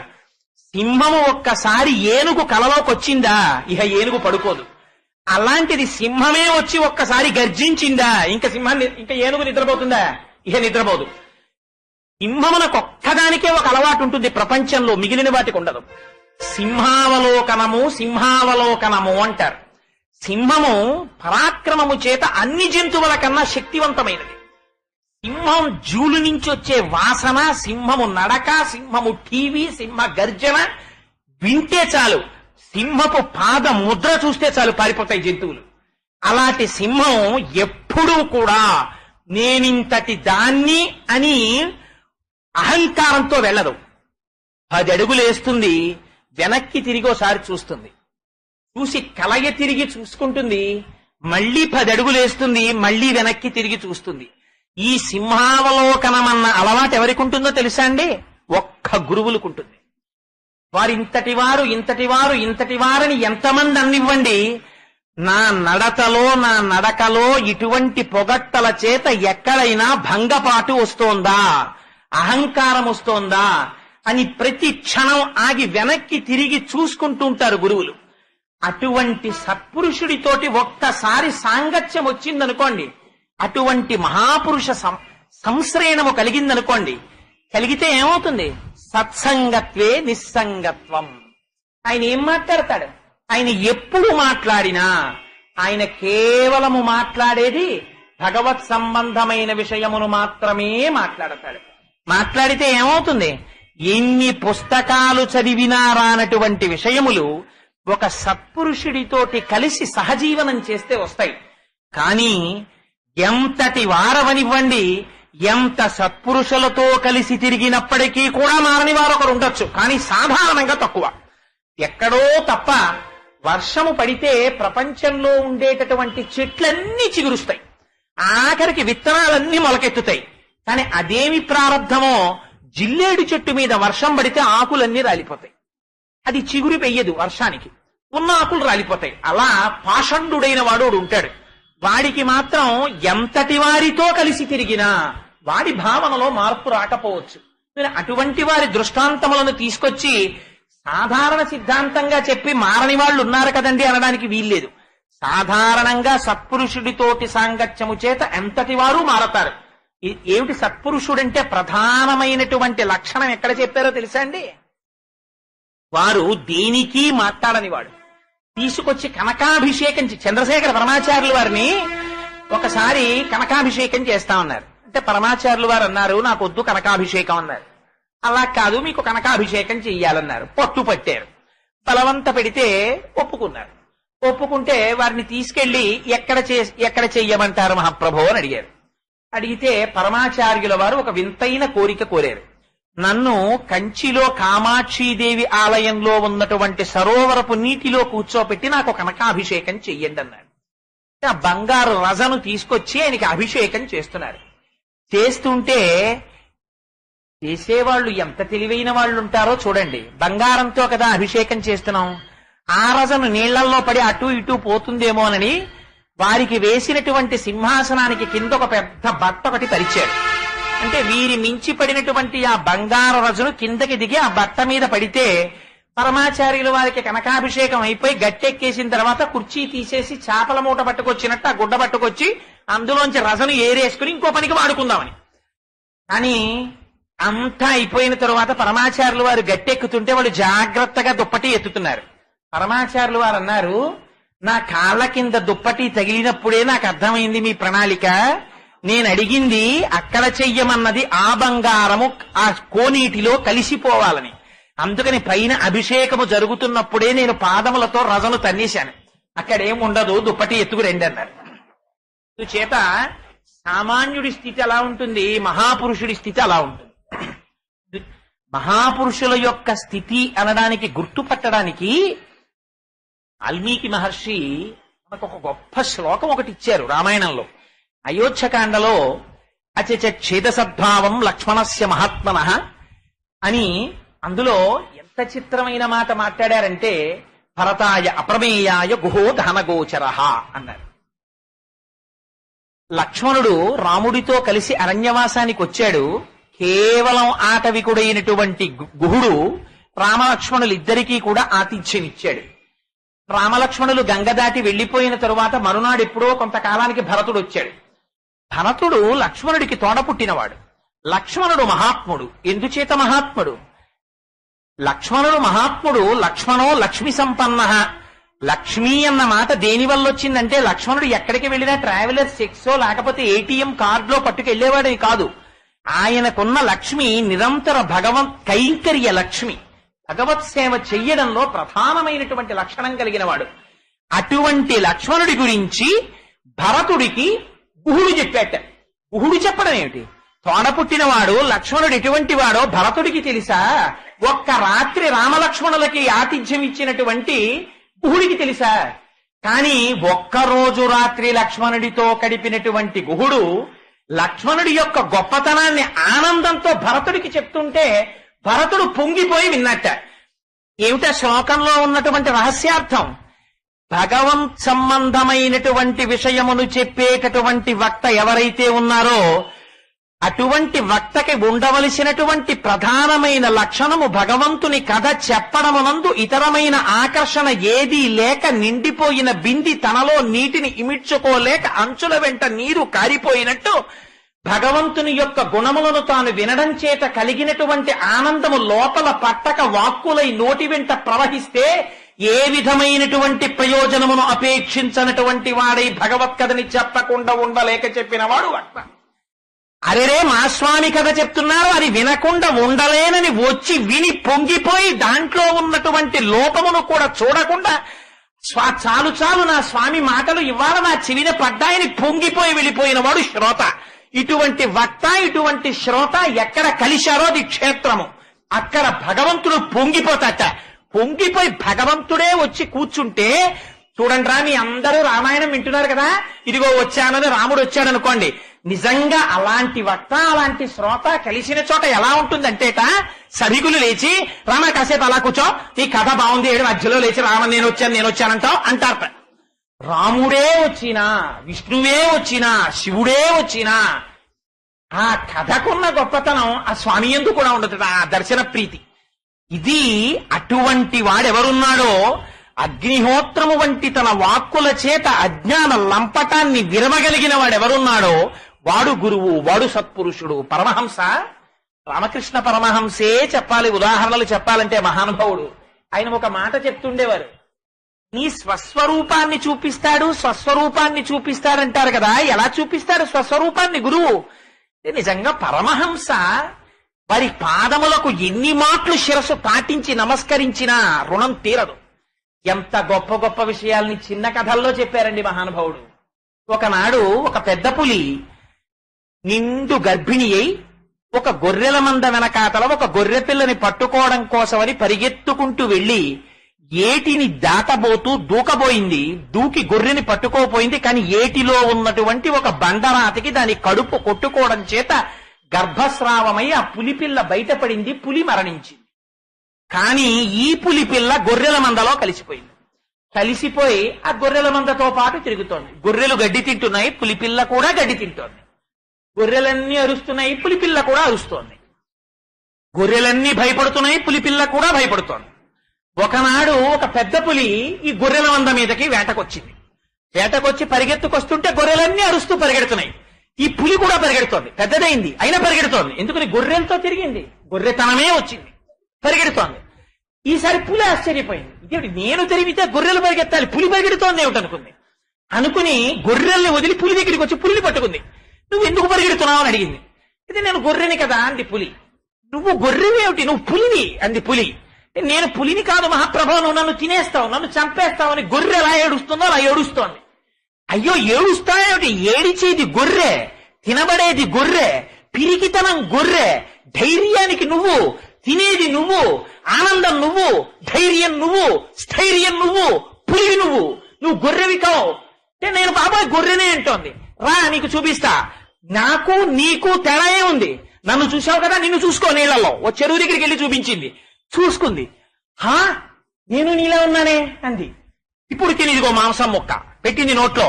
అమ్మో, గడ్డి తప్ప నాకేం అలవాట్లేదు బాబోయ్ అంది. తినో, ఇది నీ జాతి లక్షణం. అబ్బో చాలా బాగుందండి. కాస్త నెత్తురు నోట్లో పోసింది. నాకెలా ఉంది? చాలా బాగుందండి. ఇంకా ఇప్పుడు పులి పులైపోయింది. గొర్రె పులైందా? పులిగా తెలుసుకుందా? పులి తనని పులిగా తెలుసుకుంది. పులి గొర్రెగా భ్రాంతి పడింది. నువ్వు ఆత్మస్వరూపుడివి, నువ్వు జీవుడవని భ్రాంతి పడుతున్నావు. తత్వమసి అది నువ్వై ఉన్నావు. కానీ నీ భ్రాంతి చేత, నీ అవిద్య చేత, నీ అజ్ఞానము చేత, నీ పిరికితనం చేత నువ్వు నిన్ను జీవుడిగా చూసుకుంటున్నావు. ఒక్కసారి గురువాక్యం వచ్చి అగ్నిహోత్రం తగిలినట్టు తగిలిందా, అజ్ఞానము పటాపంచలై విచ్చిపోతుంది. అందుకే పెద్దలు ఎవరైనా ఏదడిగారో తెలుసా అండి? స్వామి మాకేం అక్కర్లేదు, మాకేం కావాలో తెలుసా? మనుష్య ఉపాధిలోకి వచ్చాం గనక మాకు సర్వకాలములయందు బ్రహ్మమునందు చెరించి బ్రహ్మమునందు భక్తి కలిగినటువంటి మహాపురుషులైనటువంటి వారితో సాంగత్యమును మాకిప్పించు. జీవితంలో దేన్నైనా విడిచిపెట్టేసుకోవచ్చు, పర్వాలేదు, పోతే వచ్చిన నష్టం ఏమీ లేదు. కానీ దొరకక ఒక భగవద్భక్తుడితోటి స్నేహం కాని దొరికిందా, ఏదైనా వదిలి దాన్ని మాత్రం వదలకు. వాడు నిన్ను ఉద్ధరించగలిగినటువంటి వాడు భగవద్ అనుగ్రహంగా నీకు దొరికాడు. ఆ స్నేహాన్ని మాత్రం కాపాడుకో. ఈ మాట నేను చెప్పట్లేదు, ఎవరడిగారో తెలుసా అండి? భాగవతంలో దశమస్కందంలో మాలాకారుడని ఉన్నాడు మహానుభావుడు. ఆ మాలాకారుడింటికి, సుదాముడింటికి భగవానుడు కృష్ణుడు బలరాముడితో కలిసి తనంత తానుగా వెళ్ళాడు. వెళ్ళి, సుదామా నాకు పూలమాలలు ఇస్తావా అన్నాడు.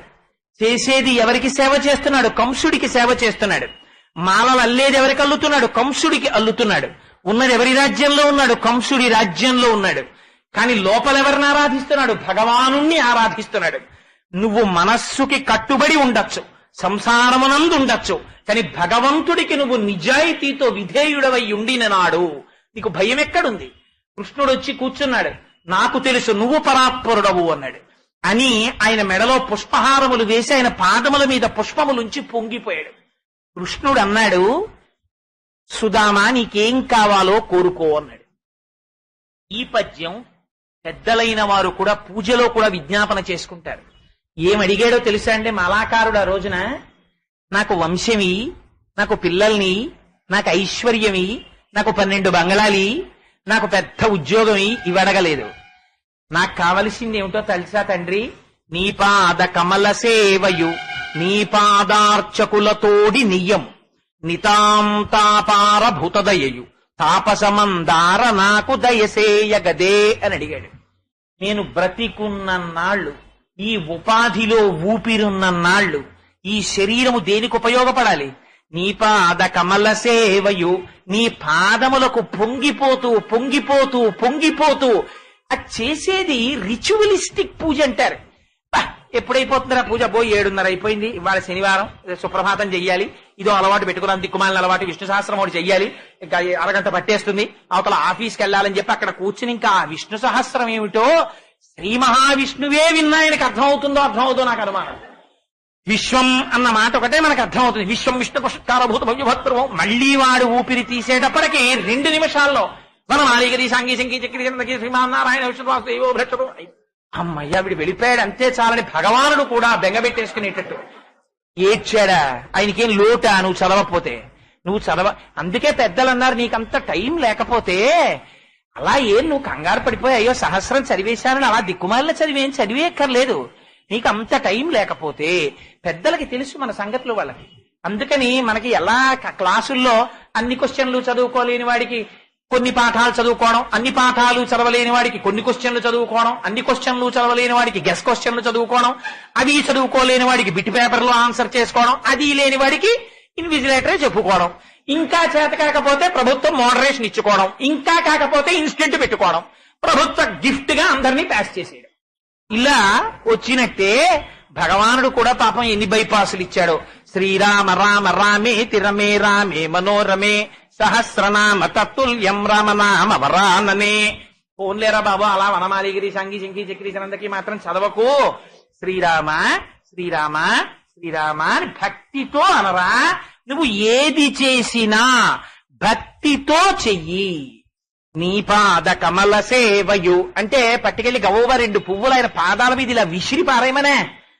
శంకరాచార్యులు వారు సౌందర్యలహరిలో వర్ణిస్తారు నిజంగా సేవ చేయడం అంటే ఏమిటో, పూజ చేయడం అంటే ఏమిటో. ఎక్కడ శంకరులండి, జగద్గురువులు, సాక్షాత్తు శంకరుడు. ఆయన అంటారు, కదా కాలే మాత కదయ కలిత లక్తకరసం పిబేయం విద్యార్థి తవ చరణ నిర్ణేజన జలం ప్రకృత్యా మూకానామపి చ కవిత కరణతయా అని. అమ్మా, పిబేయం విద్యార్థి, నేను ఎప్పుడు తాగుతానమ్మా నీళ్లు? నేను బంగారు పాత్ర పట్టుకొచ్చి నీ పాదాల కింద పెట్టి ఆ పాదాల మీద నేనేమో నీళ్లు పోసి నీ పాదములు రెండింటినీ కడిగితే ఆ పాదములకు ఉన్నటువంటి పసుపు లత్తుక నీళ్లల్లో కడిగితే దివ్యమైనటువంటి పరిమళంతో ఆ నీళ్లు సుగంధము వెదజల్లుతుంటే ఆ బంగారు పాత్రని అక్కడ పెట్టి అందులోంచి ఉద్ధరణితో కాసిని నీళ్లు తీసుకుని కుడి చేతిలో పోసుకుని ఇవి మా అమ్మ చరణోదకమని చెప్పి కన్నులకద్దుకుని సువాసనలు గుబాళించేటటువంటి ఆ నీటిని మనసారా నేను ఇప్పుడు లోపలికి పుచ్చుకుంటానమ్మా, నేను ఇప్పుడు కడుగుతానమ్మా నీ కాళ్లలాగా. పిబేయం విద్యార్థి తవచరణ నిర్ణేజన జలం, ఒక విద్యార్థి తాగినట్టు నేను ఎప్పుడు తాగుతానమ్మా నీ పాదముల నుంచి వచ్చిన నీళ్లని. అమ్మా, ప్రకృత్యా మూకానామపి చ కవిత కరణతయ, ఆ నీళ్లు తాగితే మూగివాడైనటువంటి వాడికి కూడా అమ్మ మాటలు వచ్చేస్తాయి కదమ్మా. ఎవరి కోసం? శంకరాచార్యుల వారికి చేత కాక అలా నిజంగా అమ్మవారి పాదసేవ చెయ్యడం మహానుభావుడికి, మన కోసమని. అందుకే సౌందర్యలహరిలో ఉన్న గొప్పతనం ఏమిటో తెలుసా అండి? శంకరులు సౌందర్యలహరిలో చేసిన శ్లోకాలలో ఎక్కడా కూడా నేను అని కాని ఇది శంకరాచార్య కృతం అని కాని అనలేదు. ఎక్కడ చెప్పినా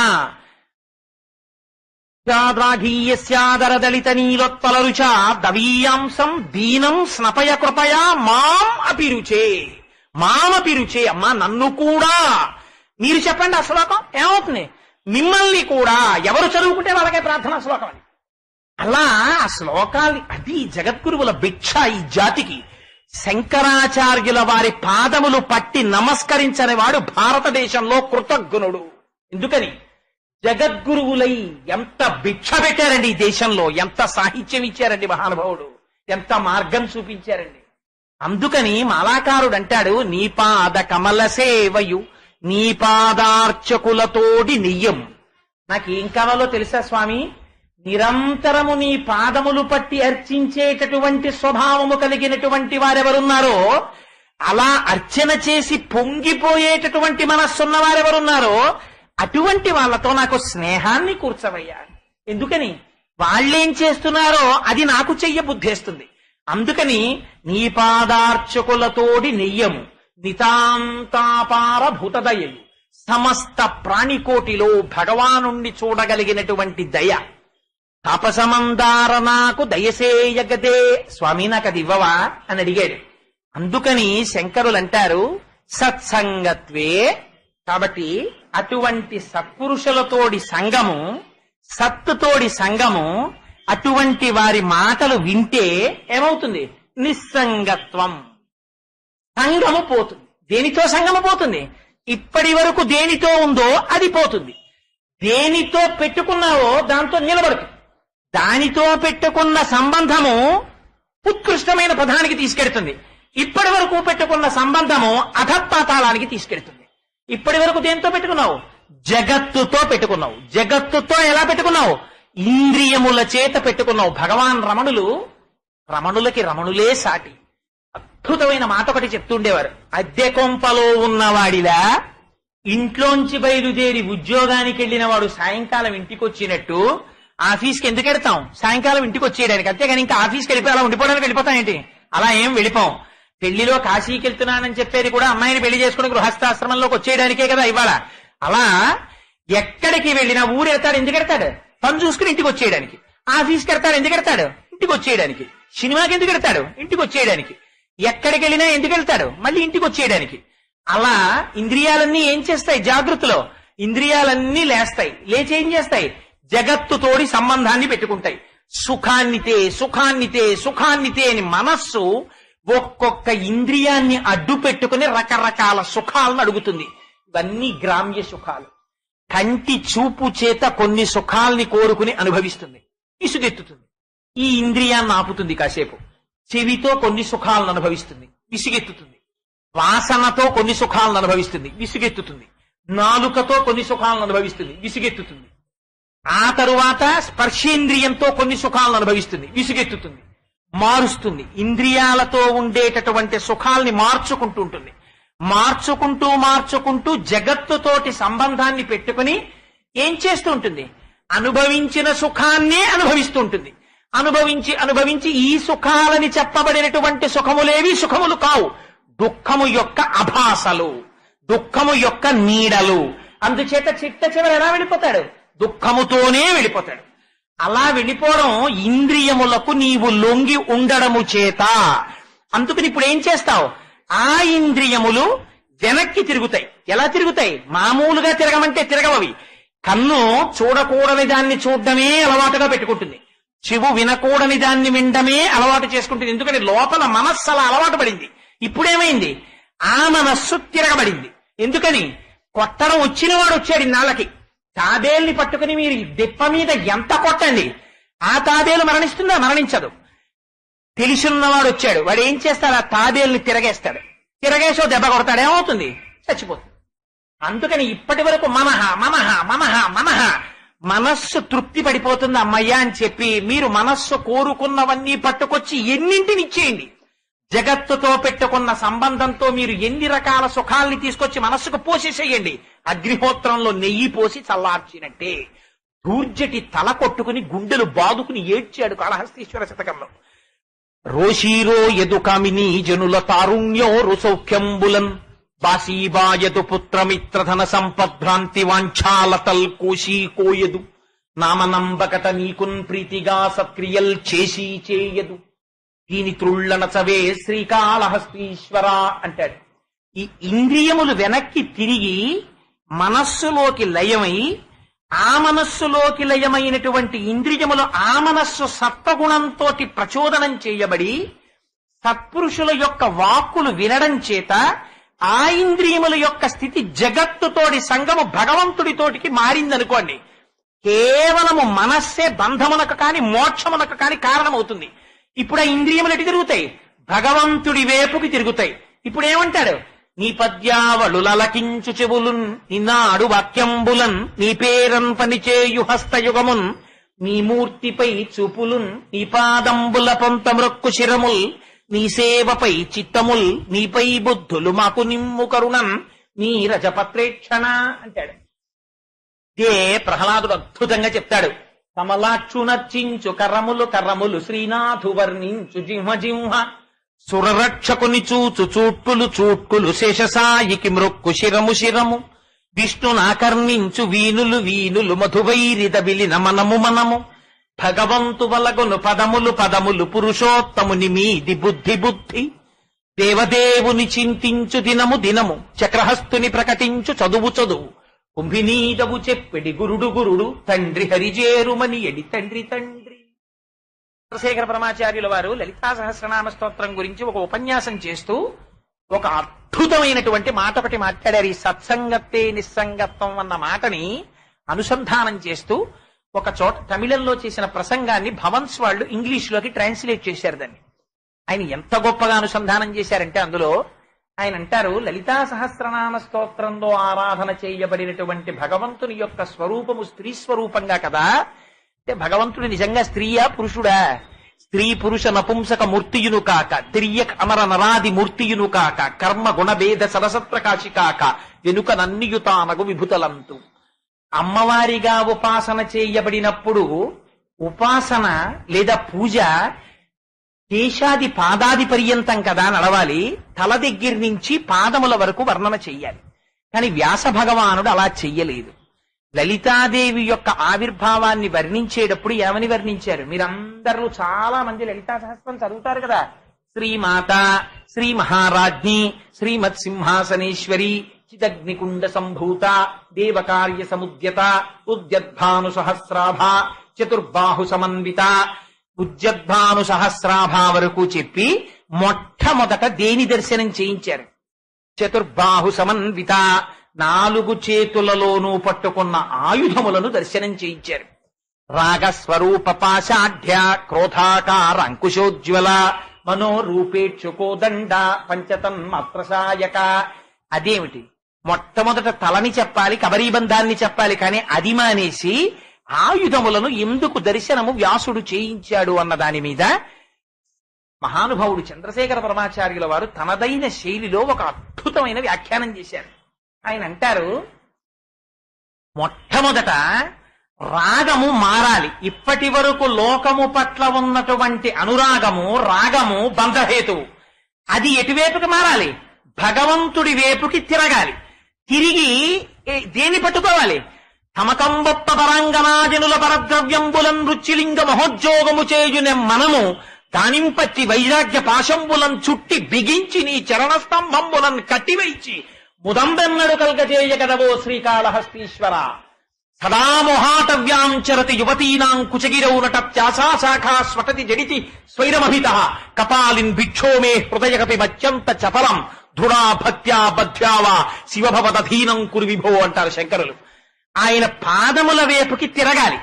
అదొక్కటి తిరిగిందా? తిరిగితే నీకు వెంటనే ఏమిటి కనబడతాయి? రాగస్వరూప పాశాఢ్య. ఇదటి తిరిగితే క్రోధాకార అంకుశోజ్వల మనోరూపేక్షుకోదండ. A desire against a desire, a hatred against hatred, anger against anger అని ట్రాన్స్లేట్ చేశారు ఆయన తమిళ ప్రసంగాన్ని. కోపము మీది కోపము, ద్వేషము మీద ద్వేషము, కోరిక పట్ల విముఖత కలిగిన కోరికగా మార్చుతుందట అమ్మవారు. ఇప్పుడు ఏమైంది? ఛీ, రెండుగా చూసి ద్వేషించాను. రామకృష్ణ పరమహంసకి పరమహంసే సాటి. నాకు ఇవాళ ఎందుకో ఎక్కువ రామకృష్ణ పరమహంస జ్ఞాపకానికి వస్తున్నారు. సభలో ఎక్కడన్నా తిమ్మాజీరావు గారు ఉంటే పొంగిపోతారు. ఎందుకంటే రామకృష్ణ మిషన్ కి మహానుభావుడు అంత సేవ చేస్తున్నారు కదా. రామకృష్ణ పరమహంస అంటుంటారు, నీటి ప్రవాహంలోకి తీసుకొచ్చి ఒక కర్రను అడ్డు పెట్టారనుకోండి, కర్ర నీటిని రెండుగా చూపిస్తుంది. అంటే నీరు రెండయిందా? కర్ర ఎత్తేయండి, నీరెప్పుడు ఒకటి.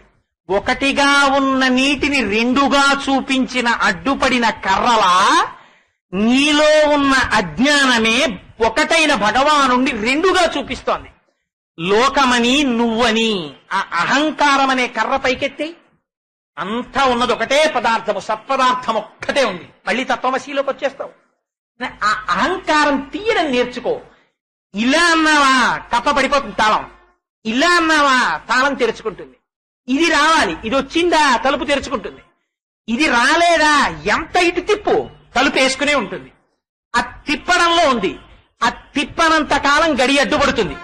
భిజ్యతే హృదయ గ్రంథి చింద్యంతే సర్వసంశయా క్షీయంతే చాస్యకర్మాణి తస్మిన్ దృష్టే పరావరే అంటుంది ఉపనిషత్తు. సరే, అందుచేత చంద్రశేఖరులు అంటారు, ఒకసారి కోపము మీద కోపము. ఏమిటి కోపం? ఎక్కడి నుంచి వస్తోంది? నన్ను ఎందుకు పశువుగా మారుస్తోంది? ఎవరి కోపం అని కోపం మీద కోపగించుకున్నాడా ఉత్తమమైన స్థితికి వెళ్ళిపోతున్నాడు.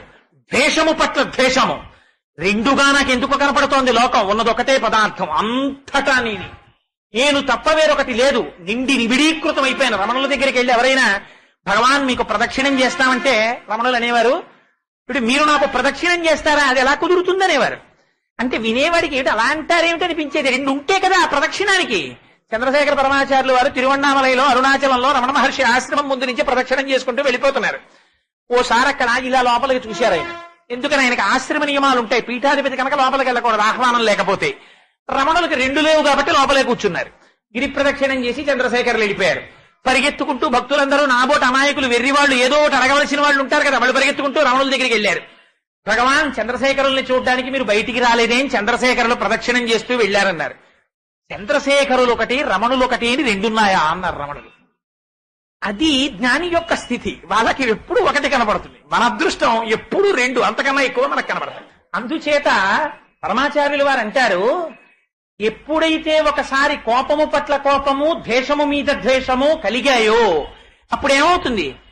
బోర్డింగ్ అంటారు. అంకుశం పట్టుకుని నిరంతరం చూసుకుంటుంటాడు. ఇది అమ్మవారి చేతిలో అంకుశం. ఎప్పుడు తన భక్తుడి యొక్క ప్రవర్తన కోపము, క్రోధము, లోభము, మదము, మోహము, మాత్సర్యముకు లొంగకుండా అంకుశంతో చూస్తుంటుంది ఆవిడ. చూస్తుంటే ఏమవుతుంది? భవానిత్వం. వాడు మళ్ళీ అమ్మవారి కిందే మారిపోతాడు. అలా అందుకని ఏం చెయ్యాలి? దీనికోసమని నీ ఇంద్రియములను అమ్మవారి దగ్గర పెట్టేయాలన్నారు పరమాచార్యుల వారు.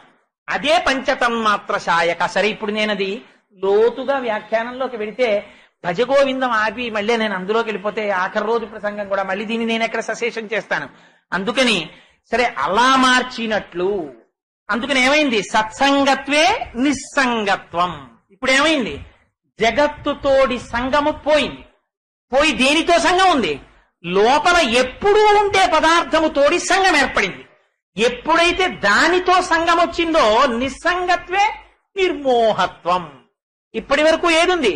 అజ్ఞానం ఉంది. ఇది వ్యాఖ్యానంలో కూడా ఒక అందమైన మాట అన్నారు. నిస్సంగత్వ స్థితి ఏర్పడేటటువంటి ముందు అపారమైన భక్తి భావన చేత భగవత్ ప్రసాదముగా జగత్తులో వేదము అంగీకరించిన పదార్థములను భగవత్ ప్రసాదముగా తాను స్వీకరించగలిగినటువంటి క్రమశిక్షణతో కూడిన ప్రవర్తనా స్థితిని దాటి జగత్తు పట్ల వైముఖ్యం ఏర్పడి. ఎందుకని? విషం ఉంది, మనం ముచ్చుకున్నాం అనుకోండి చచ్చిపోతాం. విషం వైద్యుడు తీసుకున్నాడు అనుకోండి, తీసుకుని దాన్ని శుద్ధి చేసి మనకి ఇచ్చాడు అనుకోండి, తగిన అనుపానంలో మందు అయిపోతుంది, రోగాన్ని తగ్గించేస్తుంది. పూతన ఏం చేసింది? కృష్ణ పరమాత్మకి విషం ఇచ్చింది చంపుదామని. తాగిన వాడెవరికి ఇచ్చింది? తెలిసిచ్చిందో తెలియకిచ్చిందో ఎవరికిచ్చింది? పరమేశ్వరుడికి ఇచ్చింది. ఆయన ఏం చేశాడు? విషధర రిపు గమనునికి విషగల సకునికి మిమ్మల్ని విషసయనునికి విషభవ భవ జనకునికి విషకుచను విషము కొనుట విషమే తలపన్ అన్నారు పోతన గారు. ఒక పెద్ద లెక్క తాగేశాడు ఆయన. ఆయన తాగడం కూడా ఎంత హేళ! మేల్కొన్న తెరగొన్న మెల్లన కనుబిచ్చి క్రీగంట చూచుచు గిదిసి నీల్గి ఆవులించుచు చేతులాకసంబున జాచి ఒదిగిలియా కొన్న యోజనూది బిగుచన్ను కవకేళ కబళించి పీడించి గుక్క గుక్కకు గుటకు గుటకు మనుచు ఒక రెండు గుక్కలను విధ ప్రాణముల సైతము మేనిలో సత్వమెల్ల త్రావ నదియును గుండెలు తల్లడిల్ల ఇతర బాలుర క్రియవాడ వివు కాదు చన్ను విడువుము విడువుము చాలు ననుచు. అది పడిపోయి చచ్చిపోయినటువంటి శరీరాన్ని నందాదులందరూ వచ్చి రంపాలతో కోసి గొడ్డళ్లతో నరికి తీసుకెళ్లి కట్టెల మీద పెట్టి అగ్నిహోత్రంలో సంస్కారం చేసి ముక్కులకి గుడ్డలు అడ్డు పెట్టుకుని పరిగెత్తారు, ఎంత దుర్వాసన వస్తుందో అని.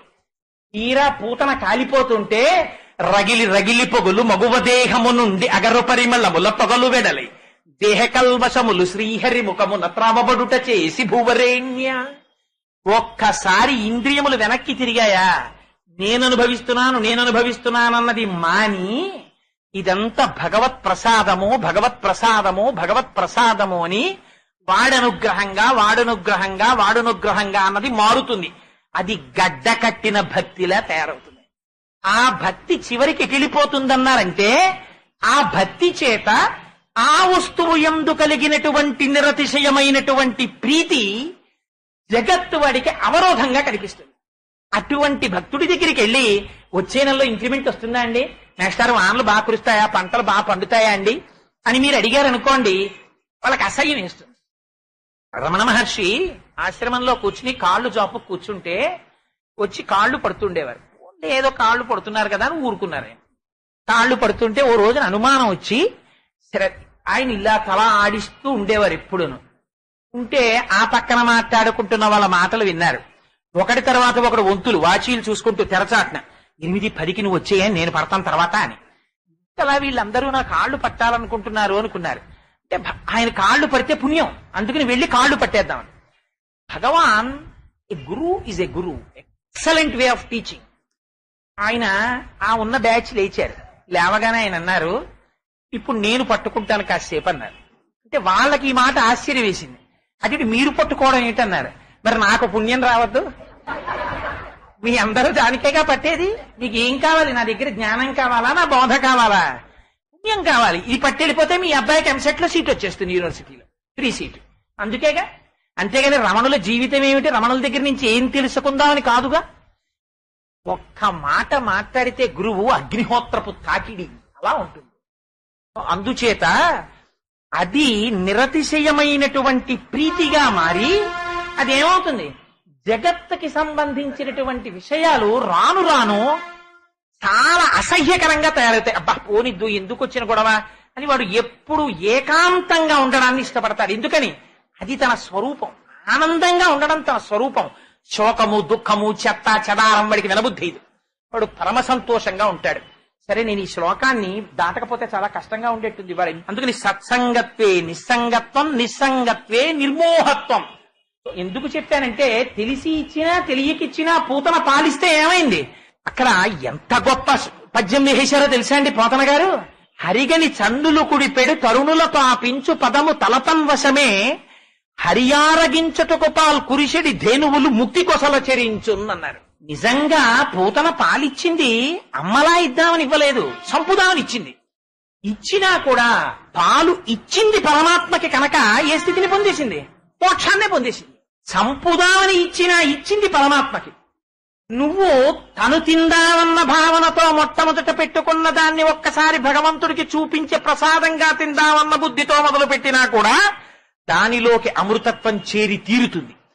ఆ ప్రసాద బుద్ధితో నువ్వు జగత్తుని అనుభవించడం ప్రారంభించగానే అది దేనికి తీసుకెళ్తుంది? చిట్ట చివర నిస్సంగత్వం. నిస్సంగత్వే నిర్మోహత్వం. నిర్మోహత్వం అంటే అజ్ఞానము పటాపంచలైపోవడమే. తేలిక మాటలో చెప్పాలంటే మోహం అంటే ఏమిటి? అన్ని అధ్యాయాల భగవద్గీత వినేసిన తర్వాత కృష్ణుడు అడిగాడు, అబ్బాయి ఇంత భగవద్గీత విన్నావు కదా, నీకేమర్థమైంది అన్నాడు. నష్టో మోహ స్మృతిర్లబ్ధ. అర్జునుడు, నా మోహం పోయింది, నాకు స్మృతి కలిగింది అన్నాడు. అంటే ఇప్పటి వరకు దేనిని సత్యమని తాను గుర్తెరగాలో దాన్ని అసత్యం అనుకున్నాడు, ఏది అసత్యమో దాన్ని సత్యం అనుకున్నాడు. ఇప్పటి వరకు ఏది సత్యం అనుకుంటున్నాడు? ఇది సత్యం అనుకుంటున్నాడు, ఇది ఉందనుకుంటున్నాడు, ఇది ఉండిపోతుందనుకుంటున్నాడు. కానీ ఆశ్చర్యం ఏమిటో తెలుసా అండి? పక్క వాళ్ళ ఇంట్లో బిందె ఎత్తుకుపోయారట అంటారు. అంటే పగటిపూట తను వెళ్లే ముందు ఇంటికి 10 తాళాలు వేసుకుని ఎడతాడు జాగ్రత్తగా. బయట బట్టలు ఒక్క బట్ట ఆరాయడు, దొంగడు వస్తాడని భయం. ఒక్కసారి బస్సు ఎక్కుతుంటే తన జేబులో పరుసు కొట్టేశారు. ఇంకెప్పుడు పరుసు జేబులో పెట్టుకుని బస్సు ఎక్కడ సీక్రెట్ పాకెట్ లో పెట్టుకుని ఎక్కుతాడు. పక్కింట్లో ఎవరో చచ్చిపోయారు, తనేం జాగ్రత్త తీసుకోడు. పక్కింట్లో చచ్చిపోయినప్పుడు తన ఇంట్లో తను చచ్చిపోడేంటి ఒక రోజున? తను మాత్రం అది అంగీకరించాడు. అసలు ప్రపంచంలో ఉన్న పెద్ద సమస్య అంతా అక్కడ. అంటే పోతన గారు భాగవతంలో వాత పెట్టో పద్యం చెప్పారు. మచ్చిక వీరికెల్ల బహుమాత్రము చోద్యము జీవి పుట్టుచున్ చచ్చుచునుండ చూచెదరు, తా చావకమానెడు వారి భంగి చచ్చిన వానికెచ్చెదరు, ఇదెక్కడి చోద్యము, ఎచ్చట నుండి వచ్చిన చటికి ఏగుట నైజము ప్రాణి కోటికి, ఇదెక్కడి గొడవ? వీళ్ళు ఇదేమిటి చచ్చిపోయిన వాడిని పట్టుకుని వీడు ఏడుస్తాడు, వీడు ఉండిపోయేవాడా? పోనీ అయ్యో వాడు వెళ్ళిపోయాడు, వీడు ఉండిపోతాడని దానికి వీడు వెళ్ళిపోయేవాడే. ఎక్కడి నుంచో వచ్చాడు, వచ్చినవాడు వెళ్ళిపోవాలి. వాడు అంత అజ్ఞానంలో మనం కొట్టుమిట్టాడిపోతామంటే దుండిపోవాలి. ఎవరు అడిగినా పురాణాల్లో అదే అడుగుతారు. ఇంత తపస్సు చేస్తాడు, పంచాగ్నిహోత్రాల మధ్యలో కూర్చుంటాడు, తలకిందులుగా పడుకుంటాడు, ఇంత అల్లరి చేసేస్తాడు. చతుర్ముఖ బ్రహ్మగారు వస్తారు, ఏం కావాలి రాణీకంటారు. గాలిన్ కుంభిని అగ్ని అంబువల ఆకాశస్థలిన్ దిక్కులన్ రేలన్ గ్రస్సములన్ తమ ప్రబల భూరిగ్రాహ వ్యాలాదిత్య నరాది జంతు కలహ వ్యాప్తిన్ మృత్యువులేని జీవనములోకాధీశ ఇప్పించవే అంటాడు. అయ్యో స్వామి ఇది పడిపోకుండా చూడంటాడు. జాతస్య హిద్రుహో మృత్యు ధ్రువం జన్మ మృతస్య చ, పుట్టినవాడు చచ్చిపోక తప్పదు, చచ్చిపోయినవాడు పుట్టగా తప్పదు. అందుని ఇంకోటడు అంటాడు. అంటే వీడక్కడి నుంచి ఓ వీరి కోరిక మొదలెడతాడు. యక్షుల చేత, గంధర్వుల చేత, కిన్నెరుల చేత, కింపురుషుల చేత, రాక్షసుల చేత, మనుష్యుల చేత, ఖడ్గము చేత, అస్త్రము చేత, శస్త్రము చేత, నీటిలో బయట, అగ్నిలో, ఇంట బయట, రాత్రి పగలు ఎక్కడా కాకుండా అప్పుడే చచ్చిపోతానంటాడు. తథాస్తోన ఆయన వెళ్ళిపోతాడు. వీటన్నింటికి ఎగ్జామ్షన్ ఎక్కడ వస్తుందో పాప ఆయన కూర్చుని ఆలోచిస్తాడు. అక్కడ అజాయమానో బహుధా విజాయితీ, ఇంట్లో కాదు, బయట కాదు, గడప మీద, రాత్రి కాదు, పగలు కాదు, అసుర సంధ్య వేళ, అస్త్రం కాదు, శస్త్రం కాదు, గోళ్లతోటి, బయట కాదు, కింద కాదు, ఆకాశంలో కాదు, తొడల మీద పెట్టి గోళ్లతో చీల్చి అవతల బారేస్తాడు. ఎలా అయితే నేను చచ్చిపోలా? దిక్కుమాలిన తపస్సు ఇంతా చేసి అదేం కోరిక? స్వామి నీ పాదముల యందు భక్తిని కటాక్షించవయ్యా అని ఒక్క మాట అడిగుంటే, ఎవ్వడు సృజించు ప్రాణుల ఎవ్వడు రక్షించు త్రుంచు ఎవ్వడు అనంతుండెవ్వడు విభుడెవ్వడు వాడి విధమున మనసు వెనుచు హేవారతుడై అంటారు పోతన గారు. అలాంటి వాడి పాదముల యందు నా మనస్సు భ్రమరమై నిలబడిపోయే అదృష్టాన్ని కటాక్షించవయ్యా అంటే వాడు ఎంత చరితార్థత పొందుతాం. అలా అడగలేం. ఇది ఉండాలని కోరుకుంటాం. ఇది ఉండదు అని తెలుసుకుని ఉండేది కూడా ఒకటి ఉన్నది. అది ఎక్కడుంది? లోపల ఉన్నది.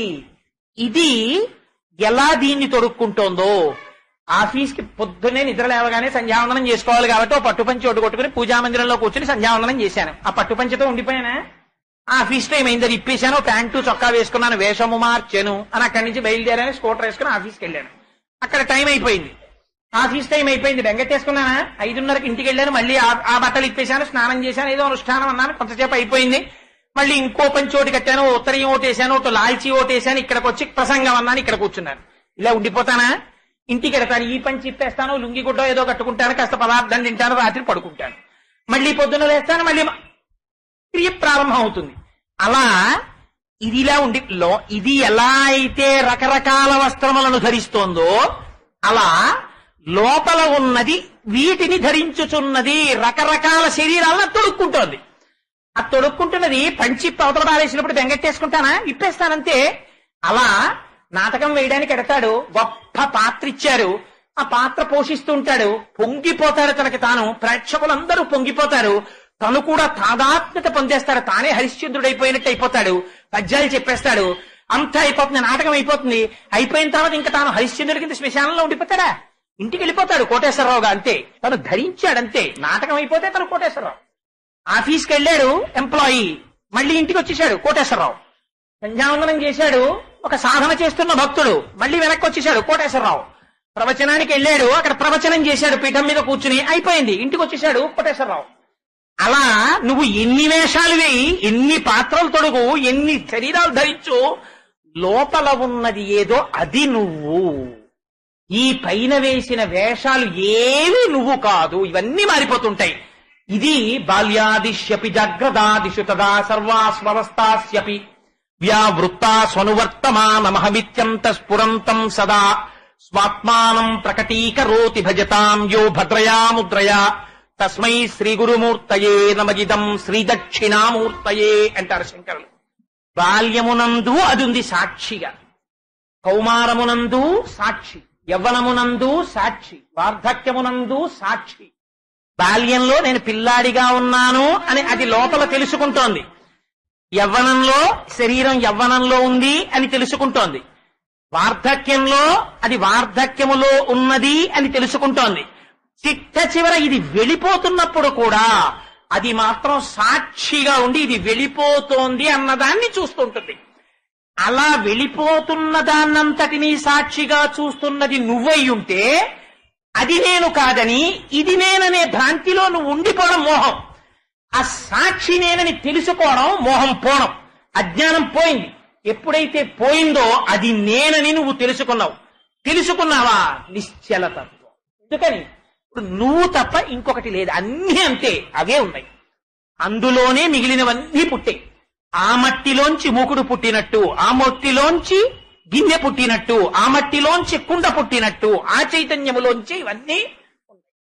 ఆ చైతన్యమే ఇన్ని రూపములుగా ఉంది. యథార్థమునకు అది మాయ, ఉన్నది చైతన్యమే అన్న స్థితి వచ్చిందా నిర్మోహత్వే నిశ్చలతత్వం. ఇప్పుడు ఇంకా భయం ఎందుకు? దాని ఎప్పుడు ఉండేవాడిని భగవాన్ దగ్గరికి వెళ్ళి అడిగేవారు, రమణ మహర్షి దగ్గరికి. ఆయనకి సర్కోమా వచ్చింది, చేతి మీద పుండు పుట్టింది, అదొక విచిత్రమైన వ్యాధి. ఆ సర్కోమా గురించి రమణ మహర్షి జీవితంలో రాస్తూ ఒక మాట రాశారు. ప్రపంచంలో ఉండేటటువంటి దారుణాతి దారుణమైనటువంటి నొప్పిని తీసుకొచ్చి ఒక చోట పోత పోస్తే దాని పేరు సర్కోమా. అంత బాధ పెట్టేస్తుంది. మనకి చిన్న వేలు నొప్పెట్టింది అనుకోండి, మనం ఎలాగండి, పూజ ఎలా కుదురుతుందండి, ఆచమనం ఎలా చేస్తామండి, వేలు నొప్పి కదా, అన్నం ఎలా తింటామండి, వేలు నొప్పి కదా, ఆఫీస్కి ఎలా వెళ్తామండి, వేలు నొప్పి కదా, అన్నింటికీ ఆ వేలుతో తాదాత్మ్యం చెందేస్తాం. రమణుల గొప్పతనం ఏమిటో తెలుసా అండి, అది నిశ్చలతత్వం అంటే. ఆయన ఇంత సర్కోమా పుట్టి రక్తం ఇలా కారిపోతుండేది. ఆ చెడు రక్తం తాగడం కోసమని జలగల్ని తీసుకొచ్చి కరిపించారు. కరిపిస్తే ఆ జలగలు నెత్తురు తాగేసి ఊడి రావట్లేదు. ఊడి రాకపోతే కాస్తంత ముగ్గు జల్లి ఆ జలగల్ని పైకి లాగేసి ఆ పక్కన పడేశారు. పడేస్తే నెత్తురు తాగేయేమో ఆ జలగలు అలా పడుకున్నాయి. పడుకుంటే రమణుల జలగల వంక చూసి, ఓహో వీటికి కూడా సమాధి స్థితి తప్పిందే అన్నారు. ఆయనకి 104 జ్వరం వచ్చేసింది. ఒక పక్క చేతిలోంచి ఇలా రక్తం కారిపోతుంటే అన్నారు, భగవాన్ మీకు పుండు పుట్టింది అన్నారు భక్తులు వెళ్ళి. అంటే భగవాన్ అన్నారు, మీ మాటలో ఏదో దోషం కనబడుతోంది. నాకు పుండు పుట్టలేదు, నాకు పుండు ఉండదు, అది చైతన్యం, అది అగ్ని, దాన్ని ఎవరు దహించలేరు, దాన్ని ఎవరు కత్తితో నరకలేరు, దాన్ని తడపలేరు, అది నేను. పుండుకి పుండు పుట్టింది, పుండేది ఇదే ఓ పెద్ద పుండు, ఇది బాధలు పెట్టడానికి వచ్చింది. సుఖమనేటటువంటి రూపము కలిగిన దుఃఖమును అనుభవింపజేయడానికి, కల్తీ లేని దుఃఖమును అనుభవింపజేయడానికి ఇది వచ్చింది. అందుకని ఇది పుండు, ఈ పుండుకి పుండు పుట్టింది. ఈ పుండు మీరు చూసి పుండు అంటున్నారు, కానీ నాకు పుండుగా కనపట్టలేడు. చూశారా, ఆనాడు శమంతకమణి బంగారం పెట్టేదిట, పచ్చ బంగారాన్ని. తామగ్నివర్ణాం తపసాజ్వలంతీం వైరోచనీం కర్మ బలేషు జుష్టాం అంటారు దుర్గా సూక్తంలో. అలా మెరిసిపోతున్న బంగారాన్ని ఆనాడు శమంతకమణి పెట్టినట్టు చూశారా, ఈ శమంతకమణిని ఎర్ర బంగారం పెడుతోంది. ఎలా కారుతోందో ఎర్ర బంగారం అనేవారు.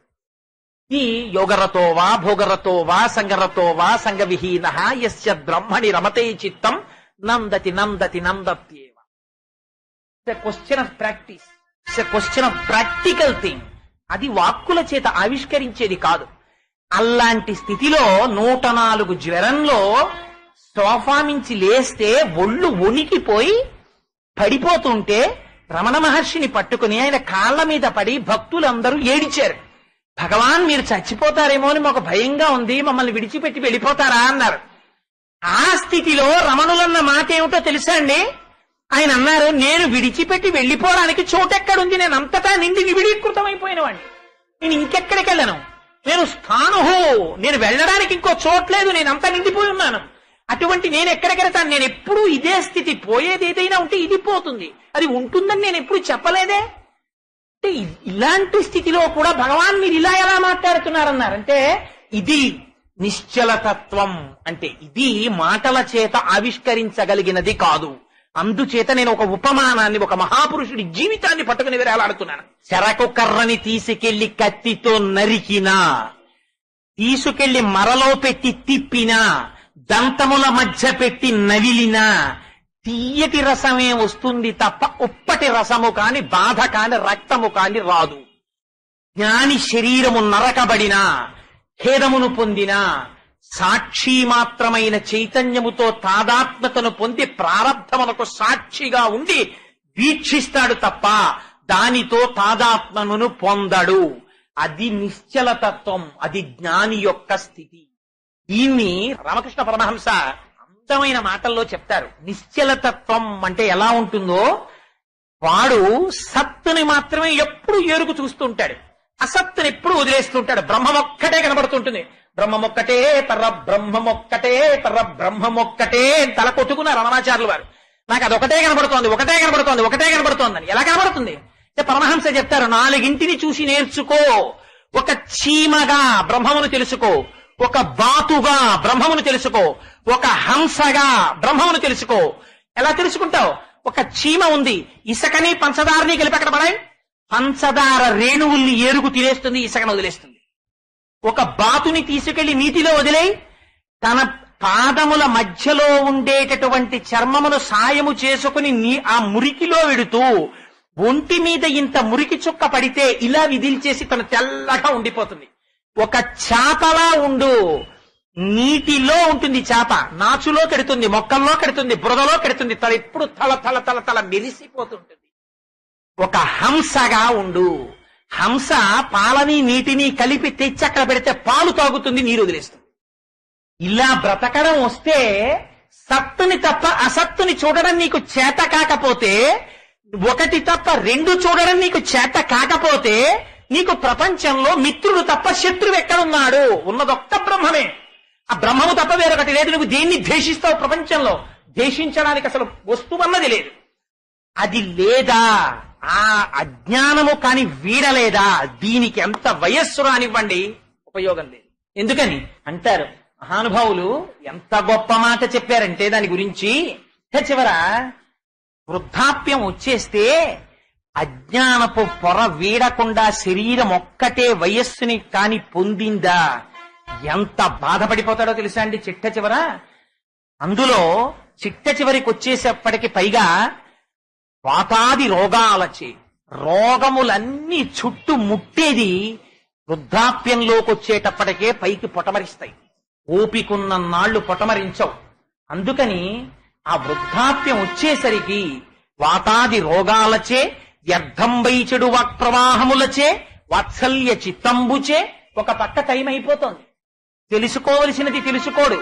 ఆ వయస్సులో కూడా, అంత స్థితిలో కూడా, ఇంకా ఏ క్షణంలో పడిపోతాడో అన్నప్పుడో కూడా ఇలా చూపించి, ఒరే నేను ఎంతటి వాడినో తెలుసా, నా పేరు నిలబెట్టాలరా అంటుంటాడు. ఇలా చూపించి ఏమిటి వీడి పేరు నిలబెట్టేది? ఏమిటి వీడి గొప్పతనం? వీడి సాధించింది తప్ప భగవానుడి ముందు శిరస్సు వంచలేని స్థితి వస్తుంది. అందుకని వ్యర్థంపై చెడు వాక్ప్రవాహములచే వాత్సల్య చిత్తంబుచే ఆ మనవడేదంటాడు, ఈ మనవరాలేదంటాడు, ఆ కొడుకేదంటాడు, ఈ కొడుకేదంటాడు, ఆ కోడలేదంటాడు, ఈ కోడలేదంటాడు, ఆ కొడుకు ఇంటికి ఎడతాడు, ఈ కొడుకుని చెప్పుతాడు, ఈ కొడుకు ఇంటికి ఎడతాడు, ఆ కోడల్ని తిడతాడు, ఆ కూతురింటికి ఎడతాడు, ఈ అల్లుడిని చెప్పుతాడు.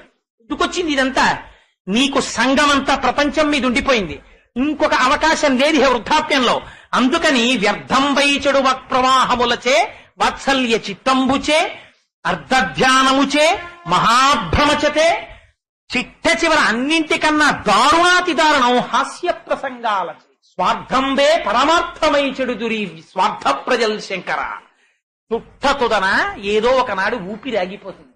ఏది పనికొచ్చింది నీకు ఇందులో?